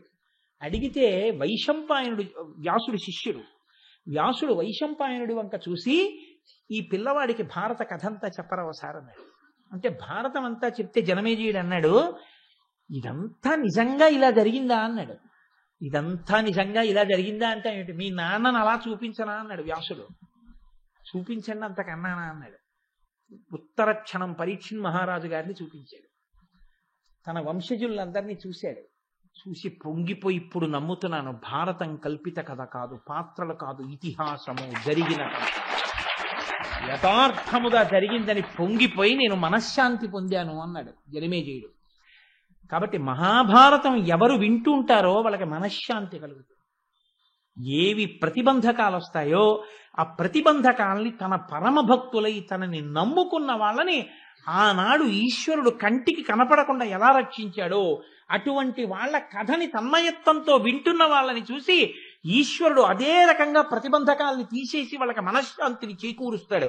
అందుకే నేను మీకు మొదటి రోజున విజ్ఞాపన చేశాను, ఒక దేవాలయం స్థాయిని చెప్పేటప్పుడు ఇక్కడ మహాభారతం చదివారా అని అడుగుతారు. మహాభారతం చెప్పారా అని అడగారు. మహాభారతం చెప్పడం ఇంకొక మాట. చదివారా అంటారు. కనీసం ఎప్పుడైనా ఇక్కడ కూర్చుని ఎవరైనా భారతం చదివారా? అలా మహాభారతం చదివితే ఆ దేవాలయం స్థాయి వేరు. అందున హరిహర భేదం లేకుండా హరిహర స్వరూపమైనటువంటి వాడు తిక్కన గారిని అనుగ్రహించినటువంటి భారతం ఆంధ్రీకరింపబడినటువంటి పర్వాలలో మొదటిదైన విరాట పర్వం హరిహర క్షేత్రమైన అయ్యప్ప స్వామి సన్నిధానంలో ఉత్తరాయణం ప్రవేశించిన తర్వాత మాఘమాసంలో ఇక ఎదర భీష్మాచార్యులు వారు రాకపోతున్నారు. వినడం అంటే కేవలం మనకి ఆ భగవానుడి యొక్క నిర్హేతుక కృపాకటాక్ష వీక్షణం. ఆయన అనుకున్నాడు వీళ్ళందరికీ శాంతినివ్వాలి, నేను నా కథ చెప్పించనుకున్నాడు. ఓ పనికి మాలిన వాడిని తీసుకొచ్చి కూర్చోబెట్టి భారతం మొదలెట్టించాడు. కాబట్టి ఆ తల్లి ద్రౌపది అంతటి భక్తి పరతంత్రత కలిగినది. ఎంత భక్తో నా తల్లిది. ఆ భక్తియే, ఆ పాతివ్రత్యమే ఆవిడికి శ్రీరామ రక్ష. ఆవిడ్ని ఎప్పుడూ కాపాడుతుంటాయి. అందుకే ఆవిడ ఎంత బెంగ పెట్టుకుని ఉన్నా ఆవిడ ధర్మం, ఆవిడ పాతివ్రత్యం, ఆవిడ భక్తి, ఇవి మహాభారతంలో కొన్ని కొన్ని పాత్రల మెరుపులు ఆ స్త్రీ పాత్రలలా కనపడతాయి, కానీ మహోజ్వలంగా వెలుగుతాయి. సరే, ఇప్పటికే ఆలస్యమైంది కాబట్టి ఇవాల్టి రోజున ద్రౌపదీదేవి కూడా నీకు నేను సైరంధ్రిగా ఇక్కడ పనిచేయడానికి అవకాశం ఇస్తున్నాను అని సుదేష్ణ అంగీకరించింది. సంతోషంగా ఆవిడ ఆ సుదేష్ణ మందిరంలో సైరంధ్రిగా కుదురుకొన్నది. కాబట్టి పంచపాండవులు, పాంచాలి. పాంచాలి అన్న మాటకి జాగ్రత్తగా అర్థం చేసుకోండి. తెలియక పాంచాలి అంటే 5గురి కాలి అనుకుంటుంటారు. కాదు, పాంచాలి అన్న మాట పాంచాల దేశపు రాజకుమార్తె కాబట్టి పాంచాలి. పెద్దలు, మాతృ సదృశులు, మహాపతివ్రతలు, అటువంటి తల్లుల పట్ల మాట్లాడేటప్పుడు మనం ఎంత పవిత్రంగా, ఎంత సహృదయంతో, ఎంత భక్తితో ఉంటే ఈశ్వరానుగ్రహం అంత కలుగుతుంది. పరాచికానికి కూడా చిన్న చూపు, చిన్న మాట అటువంటి వాళ్ళ పట్ల మనం ప్రయోగించకూడదు. సంస్కారయుతమైన మాట మాత్రమే మాట్లాడవలసి ఉంటుంది. మన తల్లిని అగౌరవించుకుంటే ఎంత తప్పు.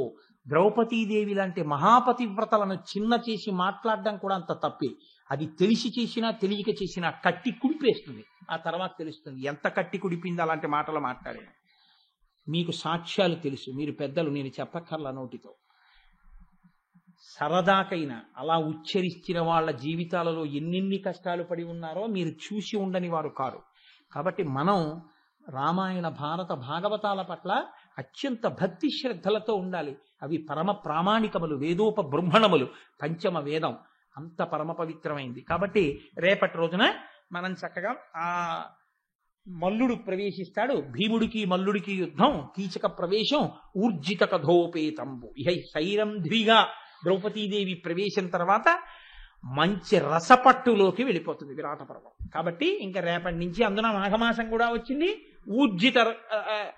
ఊర్జిత కథోపేతంబు కూడా ప్రారంభమైంది. రేపు మళ్ళీ 6 గంటల 30 నిమిషాలకు కలుసుకుని కథని పునఃప్రారంభం చేద్దాం.